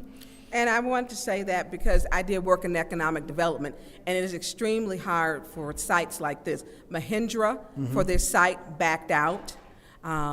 There was maybe 2 or 3 that backed out. So it's really difficult to find someone or business or company or corporation to develop it, one, because of the level of contamination, and then the strict guidelines. Yeah. And so you are now working on building 2 of 10, and you will be there for, another 10, 12 years? Yeah, the timing and how long it takes us will be driven a little bit by the market, but yeah, it's probably 10 years to do the full demolition and revitalization. And I know someone asked earlier about how far we've gotten. So, like in terms of the main center part of the property where all the foundations and buildings were, we've cleaned about 40 acres so far.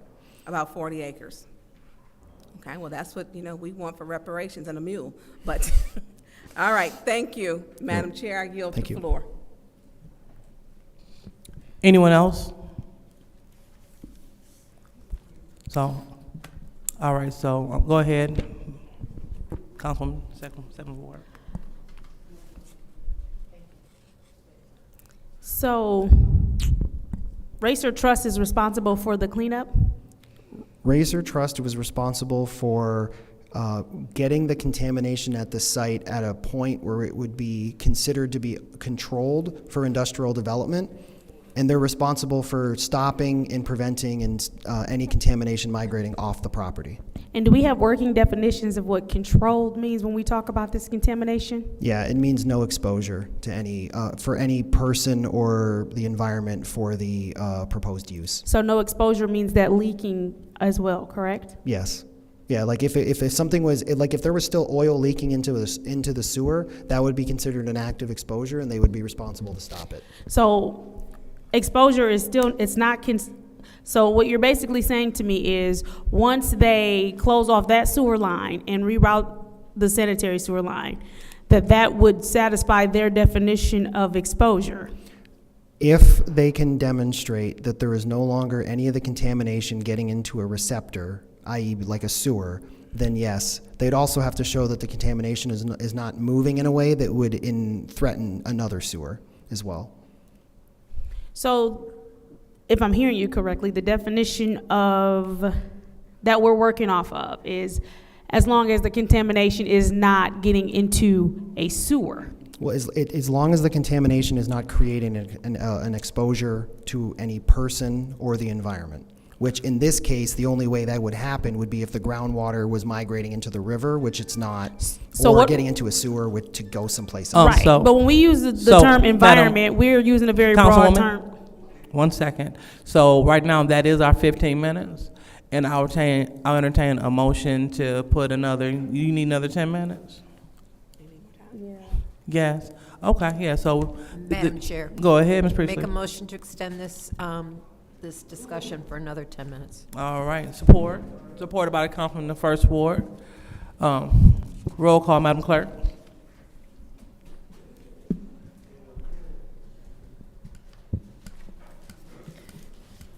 Ms. Winfrey Carter is absent.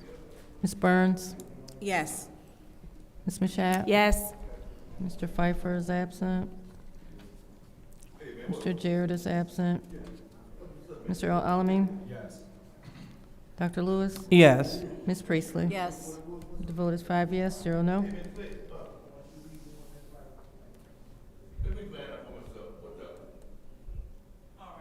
All right, so go ahead and proceed, Council. So, I'm sorry, didn't hear. So we have 5 yeses, 0 no. Proceed, Madam Vice President. Right, and so what is the working definition of environment? Because when you say environment, that includes, that still includes beyond the running off into the river. So what is the definition of environment here? Well, so Michigan uses a risk-based cleanup standard, which is adopted similar to the federal government. And what that means is that they identify receptors to human health or the environment, which generally is defined as flora and fauna. Mm-hmm. So if there is groundwater contamination that is getting into, say, a river or getting into a sewer that can then be used as a conduit to get to some other place, then that would be considered, an immediate exposure that needs to be stopped. So technically then, if we're talking, if we close this off and it's still leaking and it rains or something and it's still leaking and it get washed somewhere, that is still exposure to the environment. Well, they would be responsible through groundwater sampling and modeling to show that that's not happening. And if it would be happening, then they'd have to deal with that too. I do want to be respectful of Racer. I don't have all the details. I'm generally aware of their activities, but with respect to the contamination in Hamilton Avenue, I know that they are working directly with Eagle and the City Water Department to address that problem, and I know that they've only recently become aware of it and been able to prove where the actual source was, and now that they have that, they're now moving diligently to address it with the state government. And my understanding is they're going to take place with some construction activities this summer. I would recommend you follow up, and I can give you the name of the Racer people if you want to follow up with them directly for more details on that. Sure, go ahead and email that to me, because what Sure. I do want to be very clear on is that PFAS is a forever chemical, a cancer-causing forever chemical. Mm-hmm. And so I just want to make sure when we start using terms that we're all clear on what those terms mean. So when we say contamination, that I understand what your working definition of contamination is. When you say cleaned up, I understand what your working definition of cleaned up is. When you say environment, I understand what your working definition of environment is. Because these are all, in actuality, broad terms that could still lead to, in some way, shape, or form, harm, if not properly addressed. Do you understand what I'm saying to you? No, absolutely. I mean, I think it's important that we're all speaking the same language, and I know that it can be sometimes frustrating or confusing when people realize the term doesn't mean the same that other people think it means. But generally speaking, contamination means, broadly speaking, in the legal definition of our state, would mean the presence of contamination above the recommended cleanup levels, right? And then the cleanup levels are based on exposure pathways. So there's a drinking water number that says it's not safe to drink. There's a level that says it's not safe to wear. So how much PFAS is safe to drink? According to the EPA, they've changed. I don't know because they keep changing it. But last I saw, it was somewhere around 200 nanograms or something like that per liter. Realistically, human life, if I gave you that much PFAS to drink right now, would you drink it? No, but I think it's important to understand that nobody's drinking that water because the people are getting their water from the City of Flint municipal system, which is treated water. Right. Fun fact, though. When we talk about our sanitary system, that goes into our wastewater. We talk about our wastewater, that goes back into the river. When we talk about our river, unfortunately, that is considered a backup source for us should we need it. Mm-hmm. And so what we don't need is PFAS going from there into a sanitary system, into wastewater, into the river, and then God forbid we have an emergency, we're now drinking it.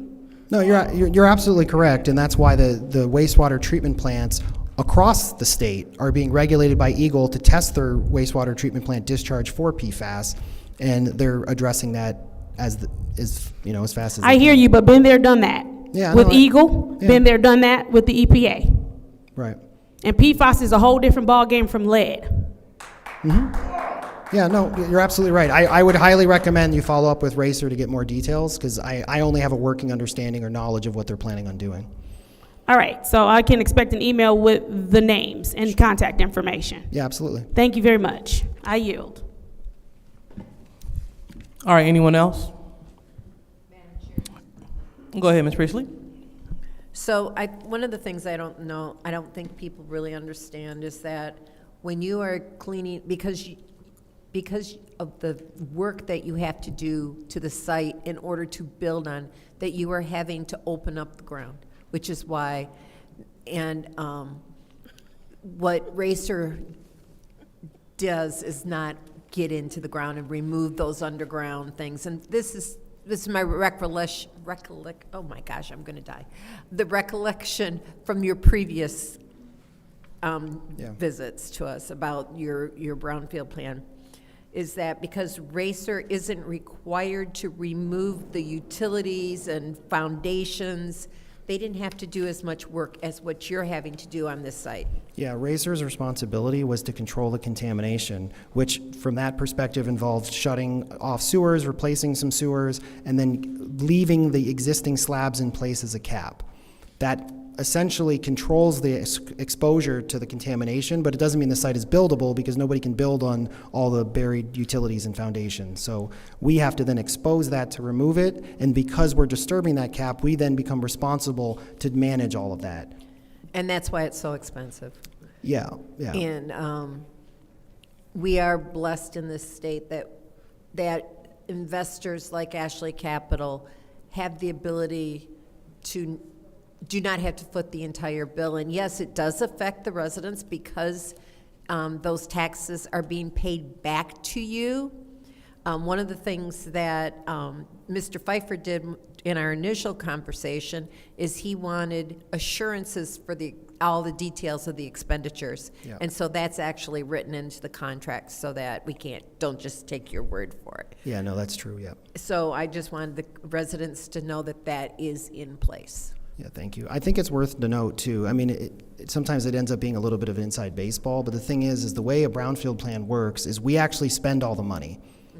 What we're getting paid back with is really just deferred taxes. So it's taxes that we essentially don't, so it functions kind of more like a tax, like abatement, whatnot, until we can reimburse ourselves for that cost. But so the city of Flint, you could argue, right, is sort of paying for it because those taxes are not necessarily being paid.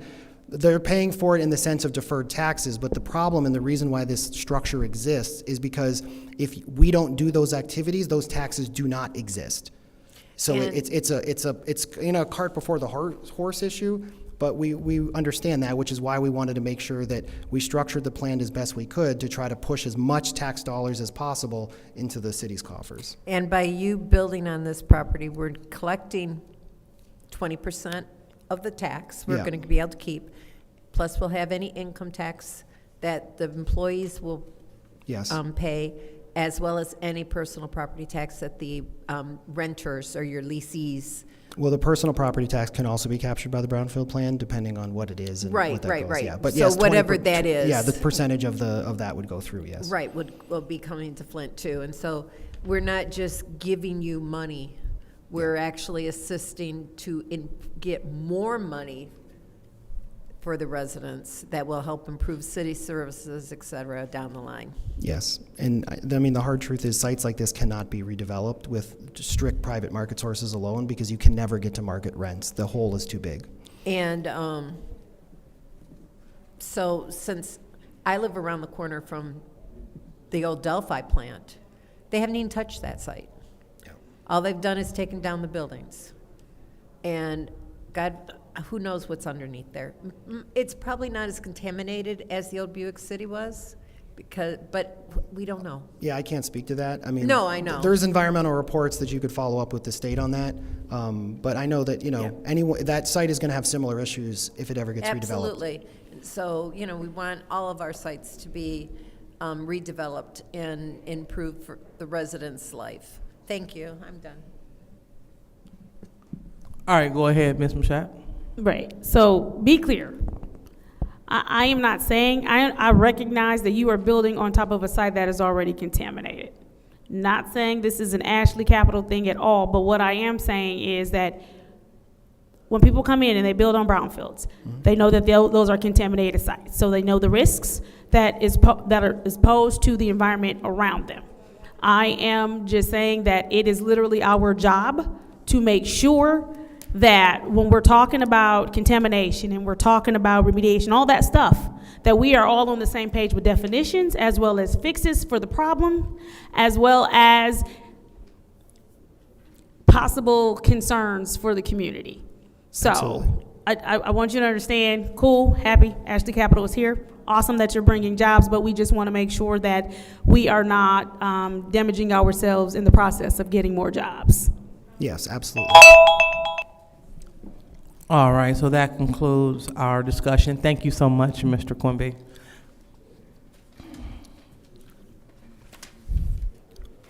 All right, so now it is time for public comment. Madam Clerk, first speaker, please.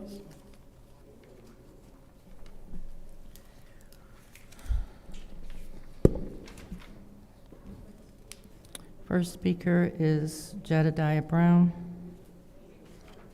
Unfortunately, he's not here. Next speaker. Next speaker is Rich Jones. Did you say Richard Jones? Rich Jones. Yeah, so he's not here as well. Next speaker is Gladys Williamson.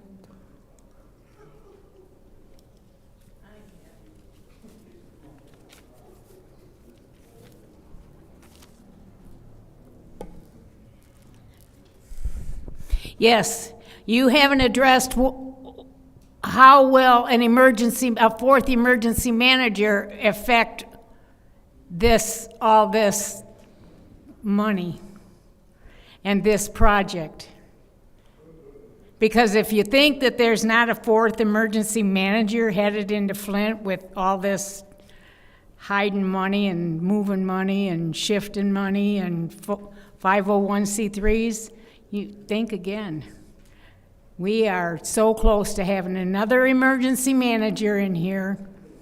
Nobody's speaking about it, but how will an emergency manager affect this man and his business with Flint? And just like he said, and what's going to happen when we have catastrophe storms that are so catastrophic that the banks and all the sewer lines back up? What's going to happen to all them chemicals? And what's going to happen to all that they are cleaning up only to a certain level of what they have to do what they want to do? Because I don't trust these people as far as I could take my eyes off of them or use. Yeah. Because you still got your hands on the leaded water money. You ain't talking about the interest of the leaded water money. And you just have moved right on.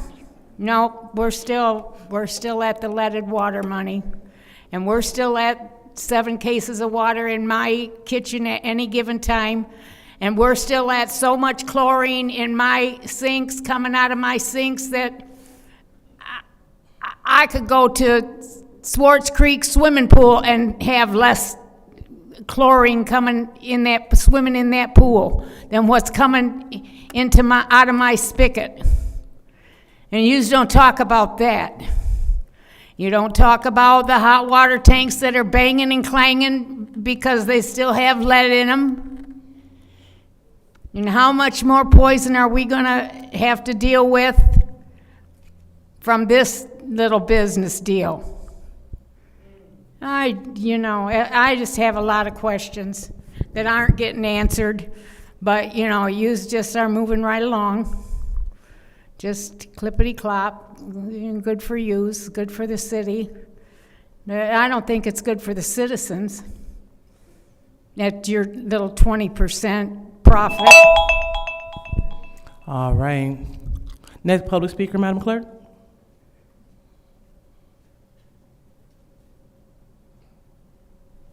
Next speaker is Audrey Young Muhammad.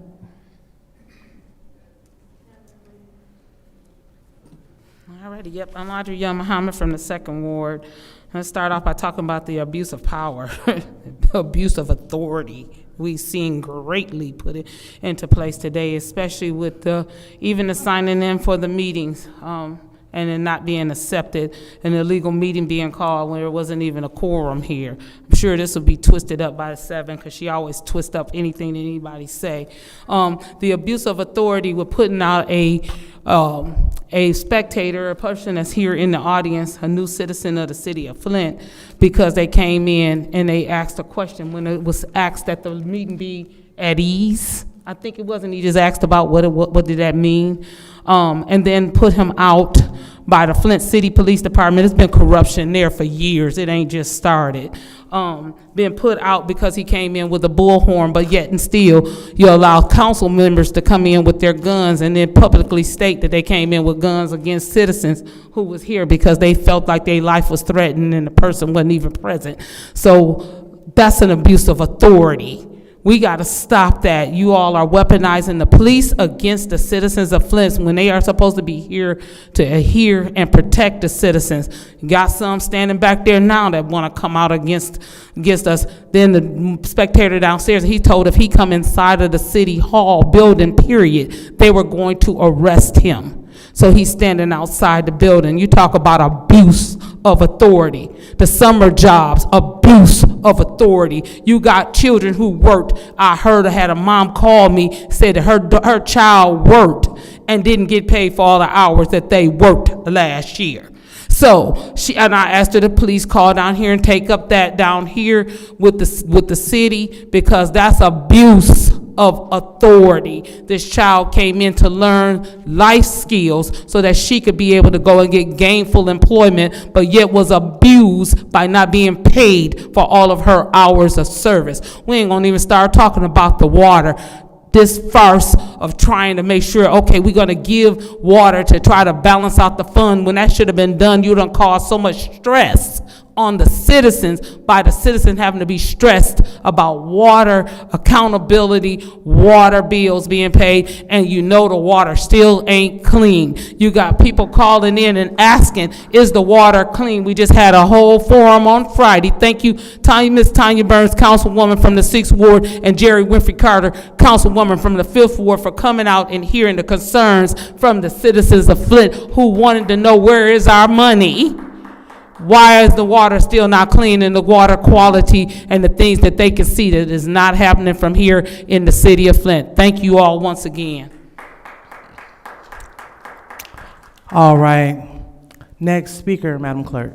Next speaker is Patricia Ledman. Okay, I don't think that Patricia person is Ledman. here.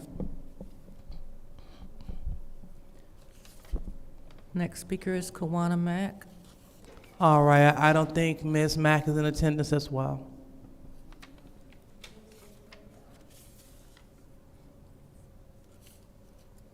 The next speaker is R.L. Mitchell.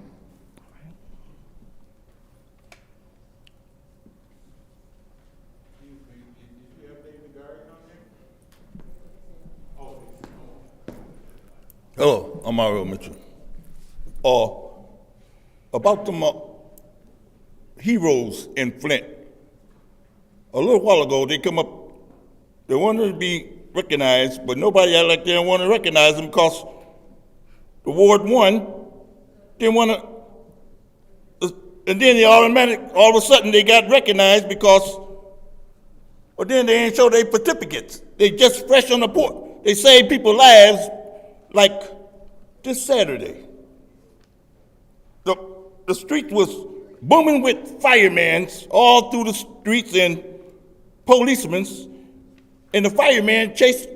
It was a whole lot of shooting, and they upper hand. They done more heroes than the popo.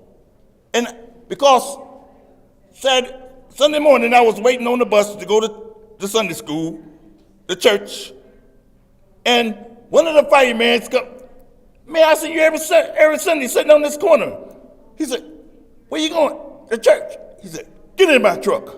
I didn't know the boy his mama go to my church. The boy 26 years old. He said, it's been a bad night, Mitchell. We've been chasing gun shooting all night long and 4 fires and all of a sudden, here come the 4 heroes up here. They talk about, I didn't know all this was going on. And people's making a joke out. I don't want people to talk before 4:30 and stuff and all this junk and keeping whole lot of people want to come. They ask me how you get in here and talk, but they get turned away for this is the new generation over there. And people like you, Miss Priestley, talking about what money you got left. We gonna put it on the Peapot generation. Build it on that Tamanic land, only 1 mile pipe, that's just a money pot. They just doing that, just think they can get away with it. And all that junk. Like Woodrow Stanley he built all them houses on contaminated land and get tax and stuff. You don't talk about that. Brand new houses.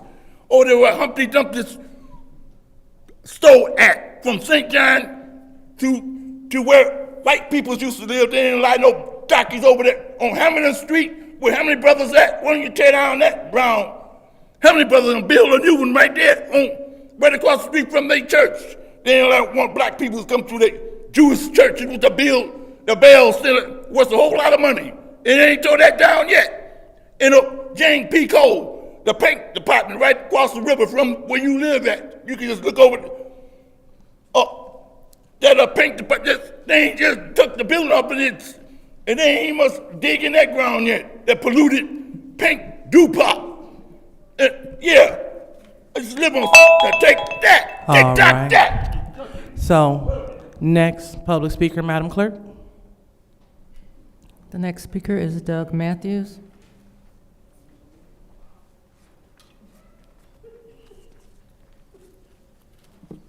Hello, everyone. My name is Doug Matthews. I'm a veteran, a good government advocate, and a resident of the 7th Ward. I come up here often, and I won't apologize for it, because silence is what corruption feeds on, and Flint deserves better than silence. Tonight, I want to say something deeper. Yes, there are politicians who drag this city down. The Snakebite Four, Burns, Pfeiffer, Winfrey Carter, Joseph King, and their faction of self-interested, race-baiting haters. They want you to believe that despair is all that Flint has left, and that Mayor Neely is the author of all evil. But I know better. Flint knows better. Flint's soul is not found in their political games. It's found in our neighborhoods, our shelters, our homes.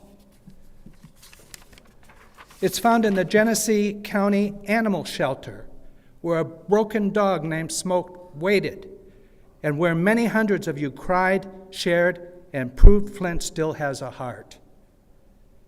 Flint fights for the forgotten. Flint does not turn away from injustice. And I'll tell you this, whether you in the 3rd Ward elect decent leadership, or whether you choose A.C. Dumas, who lies before the EAB, or Beverly Big Sleazy, who steals food from the mouth of babes, it won't discourage me at all. If anything, it'll double my resolve. And if they start pulling the same race-baiting stunts from that dais, just like the Snakebite Four I mentioned above, I'll sue them just the same. I'll fight for this city with everything I have, no matter what. Because Flint deserves better. We deserve better. The real Flint, the Flint with heart and grit and dignity, loyalty, that Flint is worth fighting for. And for the record, any action I take will be through lawful, peaceful means. The courts, not the streets. Unlike Burns. I thank you for your attention. All right, thank you, Mr. Matthews. Madam Clerk, next speaker. The next speaker is Tanya Jones.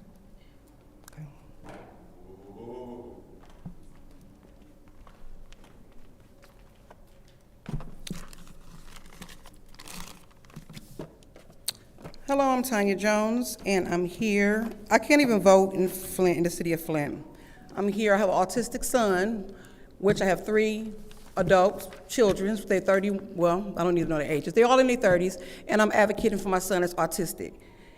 First of all, Candace, my son went to church with you, and you put it on record that you didn't know him the last time I brought him here. I bring him to these council meetings because I want to educate him. Even though he's autistic, certain things he needs to know. His dad got killed by the Howard State gang 2012 on Easter Sunday. So certain things with politics he needs to know growing up, because I'm not going to always be here to advocate for him. When it comes to the second ward, from my understanding, you know what I'm saying, the summer programs, they got Quest, they got Camp Cope behind it with my son participating in it. It was great.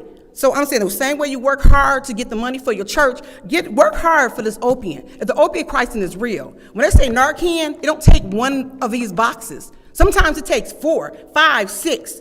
I'm just educating you because I had to get educated on this. Okay, my kids didn't go to the Flint schools at all. As soon as I found out he was autistic, I took him out of Flint.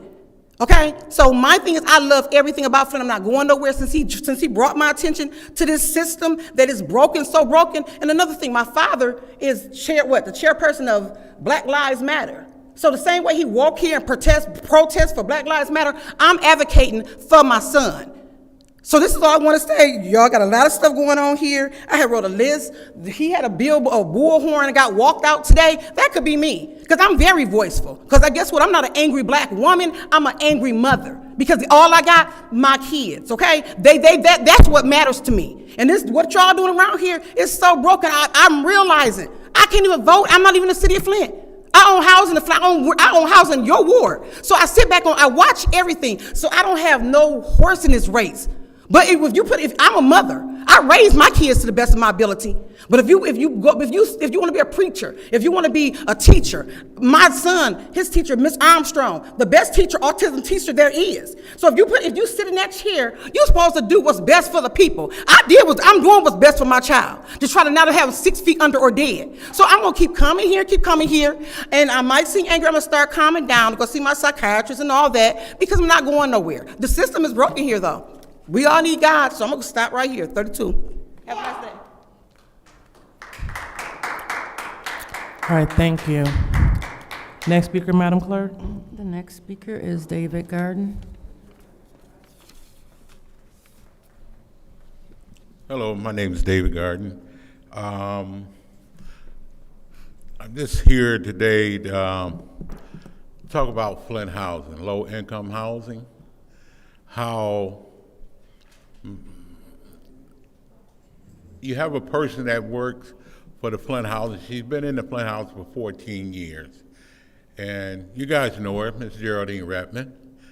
And it seems like some of you people on the board here is attacking her.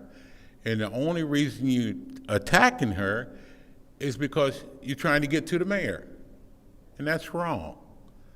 That is really wrong. I don't know if any of you guys been out to the Flint Housing Commission, know anything about the Flint Housing Commission, the low-income housing. I've been there 40-some years.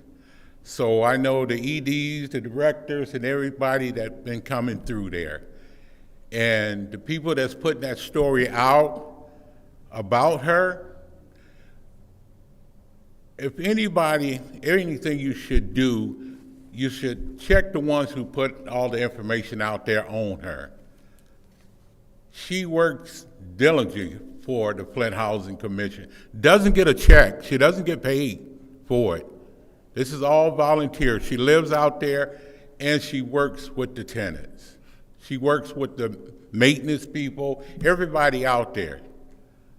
But now this thing is out here that she embezzled $9,000. Well, the people that put it out there is the one doing the stealing. We talk about Harold Ants, who was the director out there. They gave him his money. They gave him money. But the lawyer, they fired the lawyer, and he's the one out there putting out all the dirt. So if any investigation need to be done, it's on them, not her.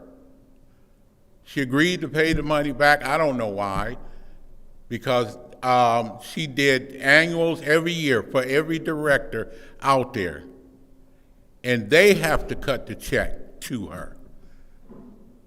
So if any investigation, Leave the mayor alone. I ain't for the mayor either. I'm not. But what I'm saying is that don't put her in front and you're trying to get the mayor. Leave it alone, please. Thank you. All right. Next public speaker, Madam Clerk. The final speaker for this meeting is Beverly Biggs Levy. Okay, I don't think Ms. Biggs Levy is here. So we will go ahead and we will move on to our council response. Do we have any council members that would like to respond? Madam Chair. Go ahead, Ms. Burns. Thank you. Mr. Gardner, I do want to speak to that. I believe it is now under investigation. You may not have been aware, we got a lot of stuff in our email. There was stuff. We cannot speak to it now because the Flint City Council is being sued. And so by, I believe, the former director, because we didn't have a hearing. So I reached out to her numerous times when I first got it. She never returned my call. And that was months and months ago. So now it looks like it's going to court because there has been a lawsuit filed and it names the Flint City Council as part of it. So we can't really speak on it, and I assume at that point there is an investigation. I don't know in regards to that. I do want to speak to, before I got here, I don't know what, if Jedediah Brown was put out for a bullhorn or what, but I don't think we don't have a bullhorn ordinance.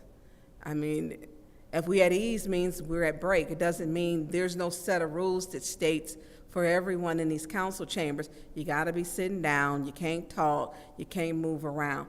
There are no rules, and we have to quit making up rules that don't exist. So when we have business that needs to be done, there is some business that has to be done when you're talking about coordinating 12 agencies to get something done. Our residents were disrespected.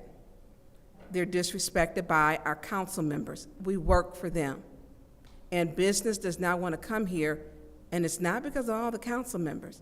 And the businesses are tired of the garbage too. I don't have time to do a special meeting.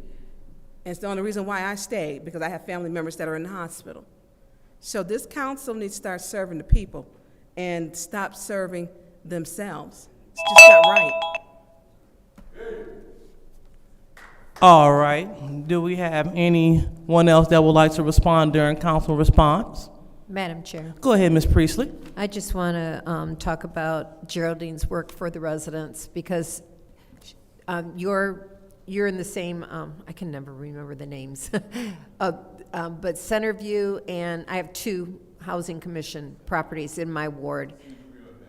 Yeah, yeah. And so it's when the Centerview had a major water break, and they were several days without water, Geraldine called me. And she was there advocating for the residents at that building. And I think I was out there 3 times, and she was out there a lot more to get that fixed. So so I know that she has a good heart. I'm not going to address any of the other things about it, just that I know that she has worked hard for the residents in those 2 buildings. Thank you.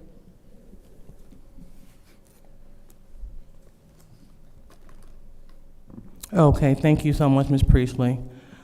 Did I see Councilman El Alamin? Did you have? Yes. Go Madam ahead, Chair, please.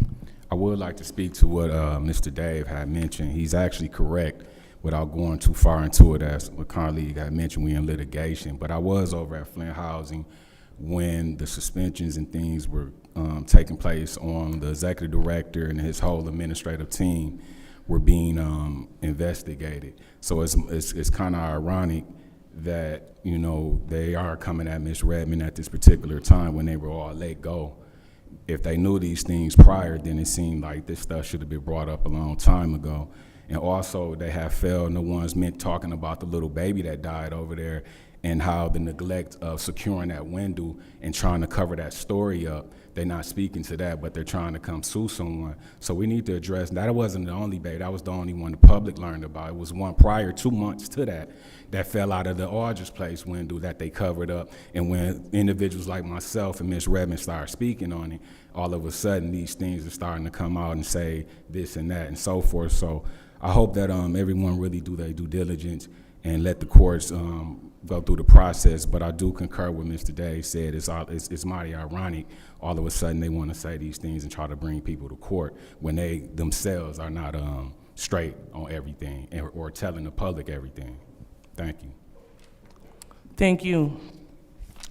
Go ahead, Ms. Mashat. Thank you. So, a couple of things, because our colleague in the 6th Ward did state that she was not here, so she didn't understand the particulars. We were not at ease. We were not in a recess.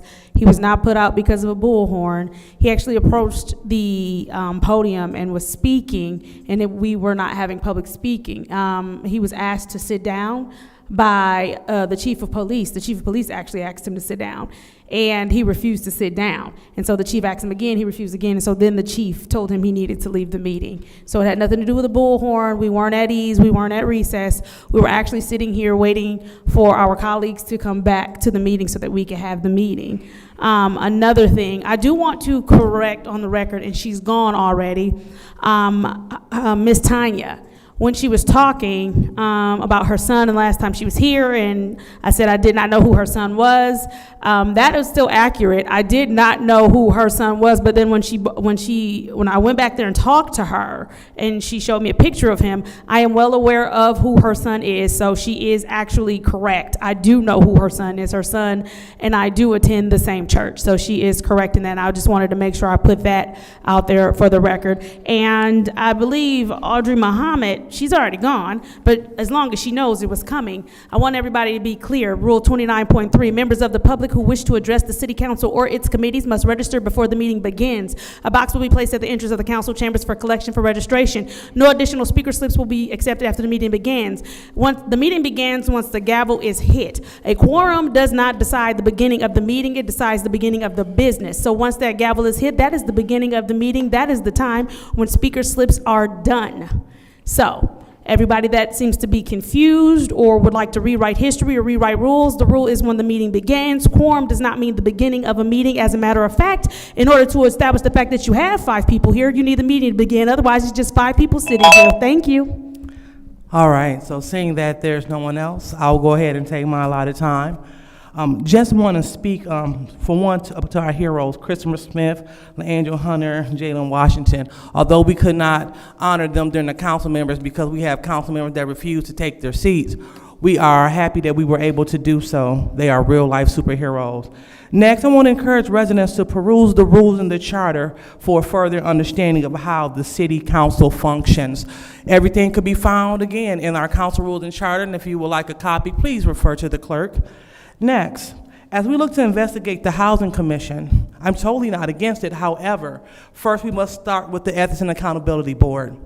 We've been trying to have a hearing for a long time for a board member who have threatened to cause harm to me, and as well as for a board member that assaulted a senior citizen in the lobby of this city hall. So before we jump into that, we need to take care of our house cleaning here and make sure that the board that's supposed to be held to the highest standard and hold us to the highest standard, that they're holding themselves to the highest standard. So I would like to, again, remind my colleagues, before we move on with the Housing Commission, with with Geraldine Redmond, let's take care of the business with Billy Danzler. And then as far as St. Mark goes, the reason why they will not receive my support is because they said on the record on the Tanya Burns show that they service Grand Blanc and beyond. Sir, well, we don't ask people for their address most of the time, unless we're directed by the food. By the Eastern Michigan Food Bank, because we try to follow the rules as best as we can. But we see a lot of 48433 area codes. We see a lot of Grand Blanc. We got all the area codes. Everybody just come around, even in Fenton. So it's a need. All right. So with that being stated on the record, we can only support people in the city of Flint. That's why they don't have our vote. So with that being said, we're going to move on to the next item on the agenda. Madam Chair. Go ahead. I'm asking if the council will allow me to clarify something that I stated at the last committee meetings when Ms. Priestley allowed me to elaborate on the Absolutely. special Go ahead, election. Madam Clerk. I just want to state for the record, I had discussed the property portal, and I noted that the property portal is correct in the wards that it states. But I want to say for the record, the property portal, again, is manned by the IT division, so I cannot speak to its accuracy. The clerk's office has nothing to do with that, so I want to make sure that people know that the property portal is for information about your property. Again, I would suggest not going to the property portal for any information about voting or elections.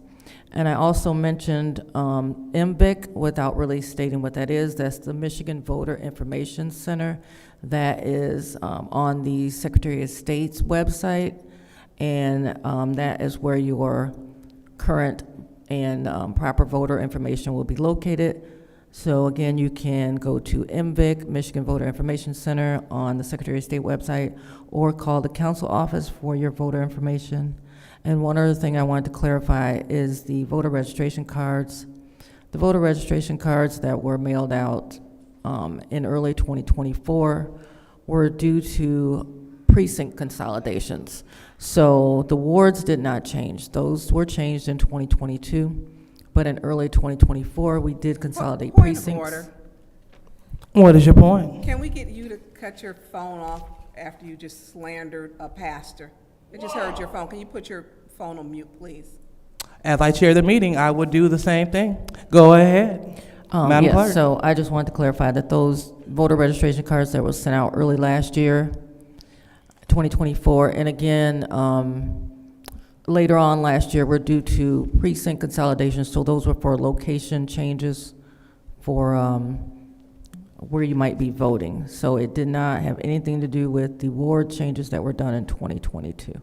I just wanted to clarify those things for the record. Thank you. All right, thank you so much, Madam Clerk. So now we will move on to reconsiderations.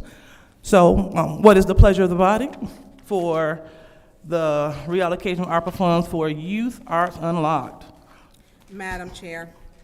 Go ahead, Ms. Byrne. Oh, not Youth Unlocked. No, I apologize. All righty. So it is a motion on the floor to reconsider Youth Arts Unlocked 250085. Roll call, Madam Clerk.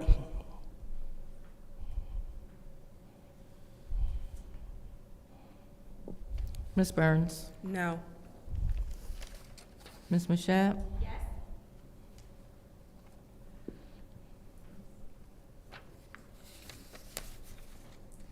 Mr. Pfeiffer is absent.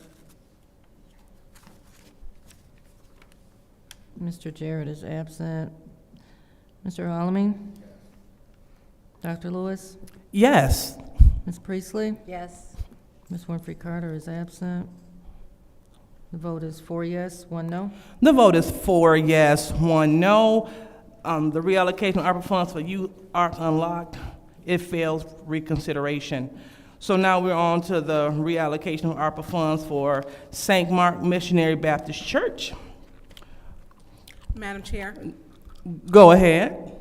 Make a motion to send 240548, St. Mark's Missionary Baptist Church Community Outreach Center Food Access and Support System to council. Okay, that's in proper motion. The Or proper to be motion approved. is to reconsider. For reconsider, thank you, for reconsideration. Absolutely, my pleasure to help. Any support for that? All right, seeing there's no support, that reconsideration fails. So now we will move on to the consent agenda. What's the pleasure of the body? Madam Chair. Go ahead, Ms. Priestley. Make a motion to approve the consent agenda. There's a motion to approve the consent agenda. Is there any support? All right, and supported by the councilwoman in the 7th Ward. Our councilman in the 1st Ward, he stepped out for a restroom break. So we will remain at ease until he returns.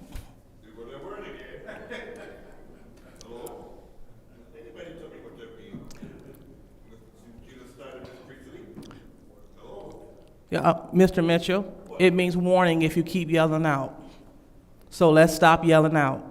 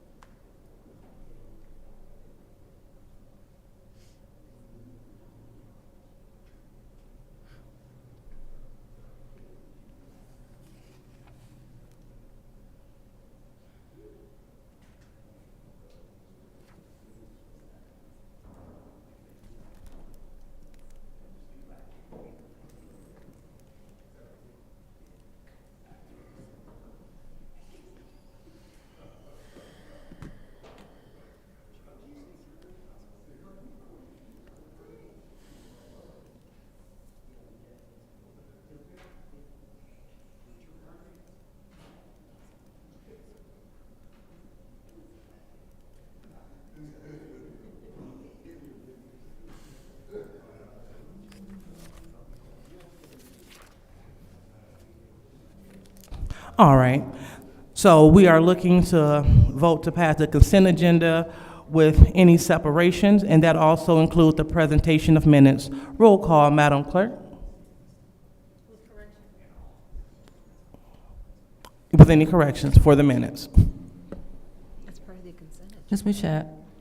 Madam. They weren't separated. They weren't, yeah, you. Point of order, I guess. The minutes were not separated. They're part of the consent agenda. Right, but she also has to say with the corrections. Yeah, but we're voting on the consent. A point of order. You didn't ask. What for any, what is your You point? didn't ask for any separations. Oh. Are there any separations? Yes, there are. Okay. Let's separate the entire agenda. All right, so the entire agenda has been separated. And so we are voting to approve the presentation of minutes with any corrections. So moved. All right. Any support? Supported by the councilman in the first ward. Roll call, Madam Clerk.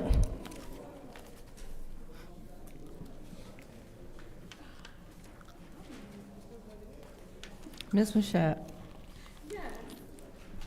Mr. Alamin? Dr. Lewis? Yes. Ms. Priestley? Yes. Ms. Burns? Yes. Vote is 5 yes, 0 no. The vote is 5 yes, 0 no. So now we will move on to the resolutions. Madam Chair, Go ahead. we have petitions and communications on this agenda. I can't hear you. There are petitions and communications on this agenda that will need to be voted on. Madam Chair, Oh, go ahead. I vote to accept petitions and communications as listed in the agenda. All right. Any support? Supported by the councilman in the first ward. Roll call, Madam Clerk. Discussion.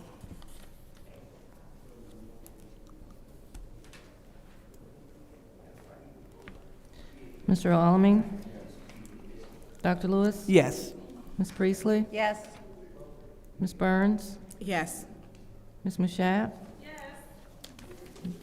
The vote is 5 yes, 0 no. The vote is 5 yes, 0 no. The communications and petitions have been accepted. So now we're on to resolutions. The first resolution is 240546.1. Pleasure of the body. Madam Chair. Go ahead, Ms. Priestley. Make a motion to approve 240546.1T, Amendment 1, the Flint Commerce Center, Brownfield. All right, supported by the councilwoman in the 7th ward. Any discussion? All right, any discussion in the... Madam Chair. Go ahead. Yes, for you to, Mark Quimby, if you could come up.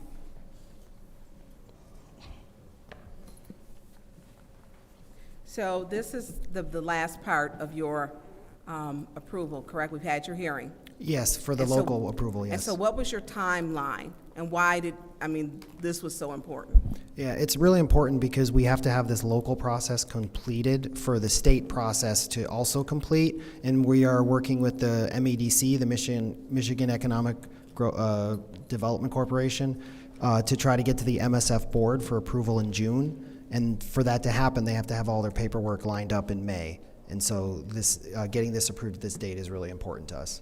Okay, so how many agencies in licensing, how many agencies do you work with just dealing with this project? Do you happen to know?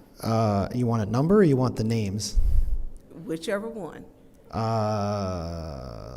I can think of 7 off the top of my head. Okay, so this type of project is there's some complexity to it. Yeah. And so getting everything to line up, timing is important. So I'm all set. Thank you. I yield the floor. Thank you. Anyone else in the first round? Anyone else in the second round? All right, so now it's time to vote on Resolution 240546.1. Roll call, Madam Clerk. Dr. Lewis? Yes. Ms. Priestley? Yes. Ms. Burns? Yes. Ms. Mashat? Yes. Mr. Alamin? Yes. Vote is 5 yes, 0 no. The vote is 5 yes, 0 no. That resolution passes. Now we're on to Resolution 250087. Madam Chair. Go ahead, Ms. Priestley. I make a motion to approve 250087, reallocation of ARPA funds for tapology. All right, any support? Supported by the Councilman in the first ward. Any discussion in the first round? Madam Chair, is Go ahead, Seamus Ms. still Burns. here? Is he here? No, nope, he's not here again. Okay. I know Mr. Bruce had needed some leniency because they couldn't contact him prior. No, he came. Let me finish. This is my time. Thank you, ladies. So the first time he was not here, they're going to take it off. He came the last week and he did speak. So y'all like stereo. So I did have some questions in regards, I know because he was not available at first, and we sent it back to committee. I am all set. I can just shoot my questions to Seamus. Thank you. All right. Anyone else in the first round? Anyone else in the second round? All right, so we are going to call for the vote for tapology. However, we're going to pause and stand at ease until our colleagues come back from the restroom, since we're only down to 5 members that chose to stay for the meeting.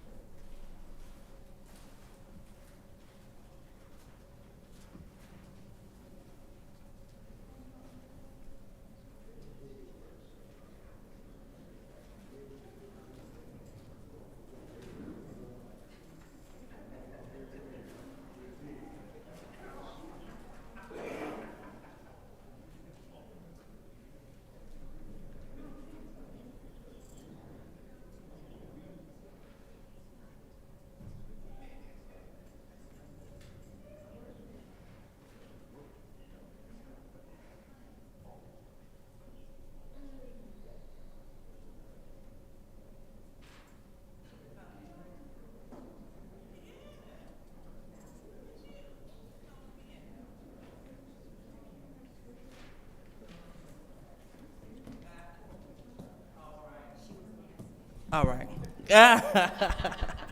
All right. So, Ms. Burns, so we're ready to proceed. Ms. Burns, we're ready to proceed. Ms. Mashat was in the restroom, Mr. Mitchell, and that is your warning. You will stop yelling out.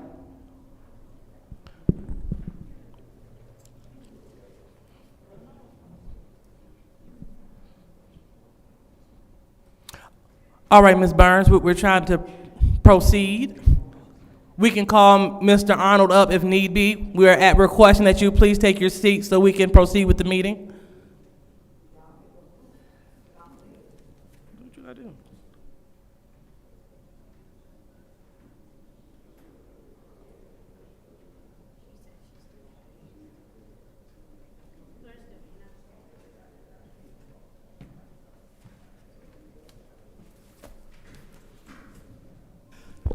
I will be leaving this all meeting right. because you All are right. nasty and rude. Okay, so we're on the reallocation of ARPA fund for typology. Roll call, Madam Clerk.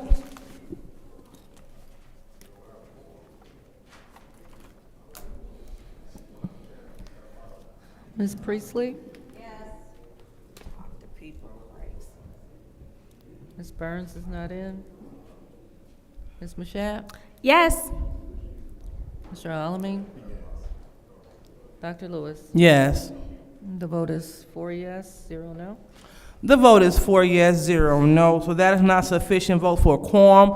Ms. Burns was at her designated seat when we first initiated the roll call, but she decided to leave the meeting for reasons unbeknownst to doing the business of the city. So we will go ahead and After separating the entire. after she separated the entire agenda, Ms. Burns broke quorum and left the meeting, so we cannot finish any of the city's business. Madam Chair. Go ahead, Councilwoman in the 7th Ward. I would like to say that there have been plenty of times where we have all had to be subjected to what we consider tasteless remarks about us, or maybe some rude responses toward us, and we all opted to sit in our seats that we were elected to sit in. And so simply because you think someone's not being kind is not a good enough reason to abandon your duties. Thank you.